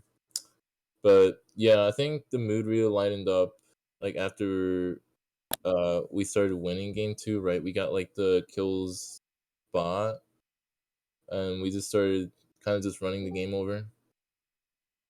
I think you all played absolutely fantastically. And if there's one thing that you had to say to Maria's dungeon, what would you say? Um, Maria, I'm a they're big they're good. They're good. Like I'm I a thought big they fan. played well. Maria played really well. Her Seraphine ults were like, Yeah, I think that was the highlight of like versing their team is just versing her in the bot lane. I was like, damn, yeah, her Seraphine ults are so annoying for me. Oh my god, I Multiple was just like, 5-man Seraphine ults. yeah, no, like she yeah. just got so many good ults, and I was just like, she even got them on me when I was playing Ezreal, and I'm playing And it's, Ezreal, right? And you're not supposed to get caught, and I was still getting caught, so I'm like, huh. mm, So a lot of respect on Maria, and just in general, they're a good team. Um, they definitely know what they're doing, right? They have like Definitely. they just need to like execute it better, but their general idea of how they want to play the game is like pretty like good and respectable. Of course. I would respect them Production all. team is telling me that we have about a minute left, so I want to Okay, thank you all for coming out here. I have one last question. So Maria's Yeah. Dungeon is pretty much going to be like half constructed of people that she knows and half constructed of free agents. Last season, whenever your team won, you were pretty much in the same situation where you were mostly constructed of free agents at first that didn't know each other. Do you have Yeah. any advice on that front? Like, how do you get a group of people that don't know each other to like play well as a team and actually be successful? Scrim a lot. We scrimmed a lot, and Oh, okay. we hung out a lot, just in general. Like in our team Discord, we just hung out a lot. We would literally like every night, every other night, like someone would be streaming their solo queue games, and we'd just all be vibing the four of us, and just like laughing and Oh, shit, nice. and then play flags, and then we'd always have like a scrim day, sometimes even two, right? Into playoffs, I think we did like two scrims like a week or something. Oh, Team okay. See, I bonding, didn't even very know that important. behind the scenes, that's what it takes to be a champion. Cool. Yeah, Well, if that's it, we do want to let the casters go, especially the producer. Reno said yeah. he got to go. He got life and he got a family and kids and stuff. He got to go take care of. So We want to on thank you for behalf your of time. No, wait. hmm Before I go, I do hmm want to give a big shout out to my friend Serenity for subbing in very last second, and she did like really good, and she was that was mid, right? yeah, the mid laner or hmm yeah. So yeah, she subbed in last second, and she did a lot in terms of comms. She was actually pretty much like shot calling the whole time and just telling us like her win cons for like how we want to play. I even was botching like some of the drafts, and she did a pretty good job of like kind of like on the fly, like kind of fixing it as much as she could, because draft wasn't that great for me. I was kind of messing stuff up. So yeah, a big shout out to her. I really appreciate her for coming in, subbing in, and doing what she did. She did a lot more than she was asked to do. So big shout out to her. Yeah, that's huge. Love to see someone come in and be able to step up to the role like that. Awesome, awesome. And I want to give shout outs to Reno, of course, for producing and hosting. That's the stream that you see in front of you, the beautiful graphics. That is the person that's putting it up on your screen. And of course, Aulz and remind me to get Celio? Celio? How do you say it? How should we say it? Celio. Celio and Aulz, thank you so much for coming through and doing the casting. I think you guys did a fantastic job. And we'll probably be back. I think our next game is on Thursday, and then we have another early game on Saturday, and then we have the normal schedule after that. So I just wanted to say thank you to everyone. And we'll host Prod the Prince today. I see that he is playing Brawlhalla, which is exactly what I'm about to play actually. I'm actually in the Brawlhalla game match right now, getting my ass beat. So Multiverse is fucked. yeah, hey, Multiverse. I was playing Multiverse earlier. All Yo, right, I haven't played you it yet. guys have a good night, and we'll send the stream out. And go check out Prod. All right. Good night, everybody. Good night. See you later. Good night. Good Thank you night. for coming in for the interview, guys. I really No, of appreciate it. course. No problem.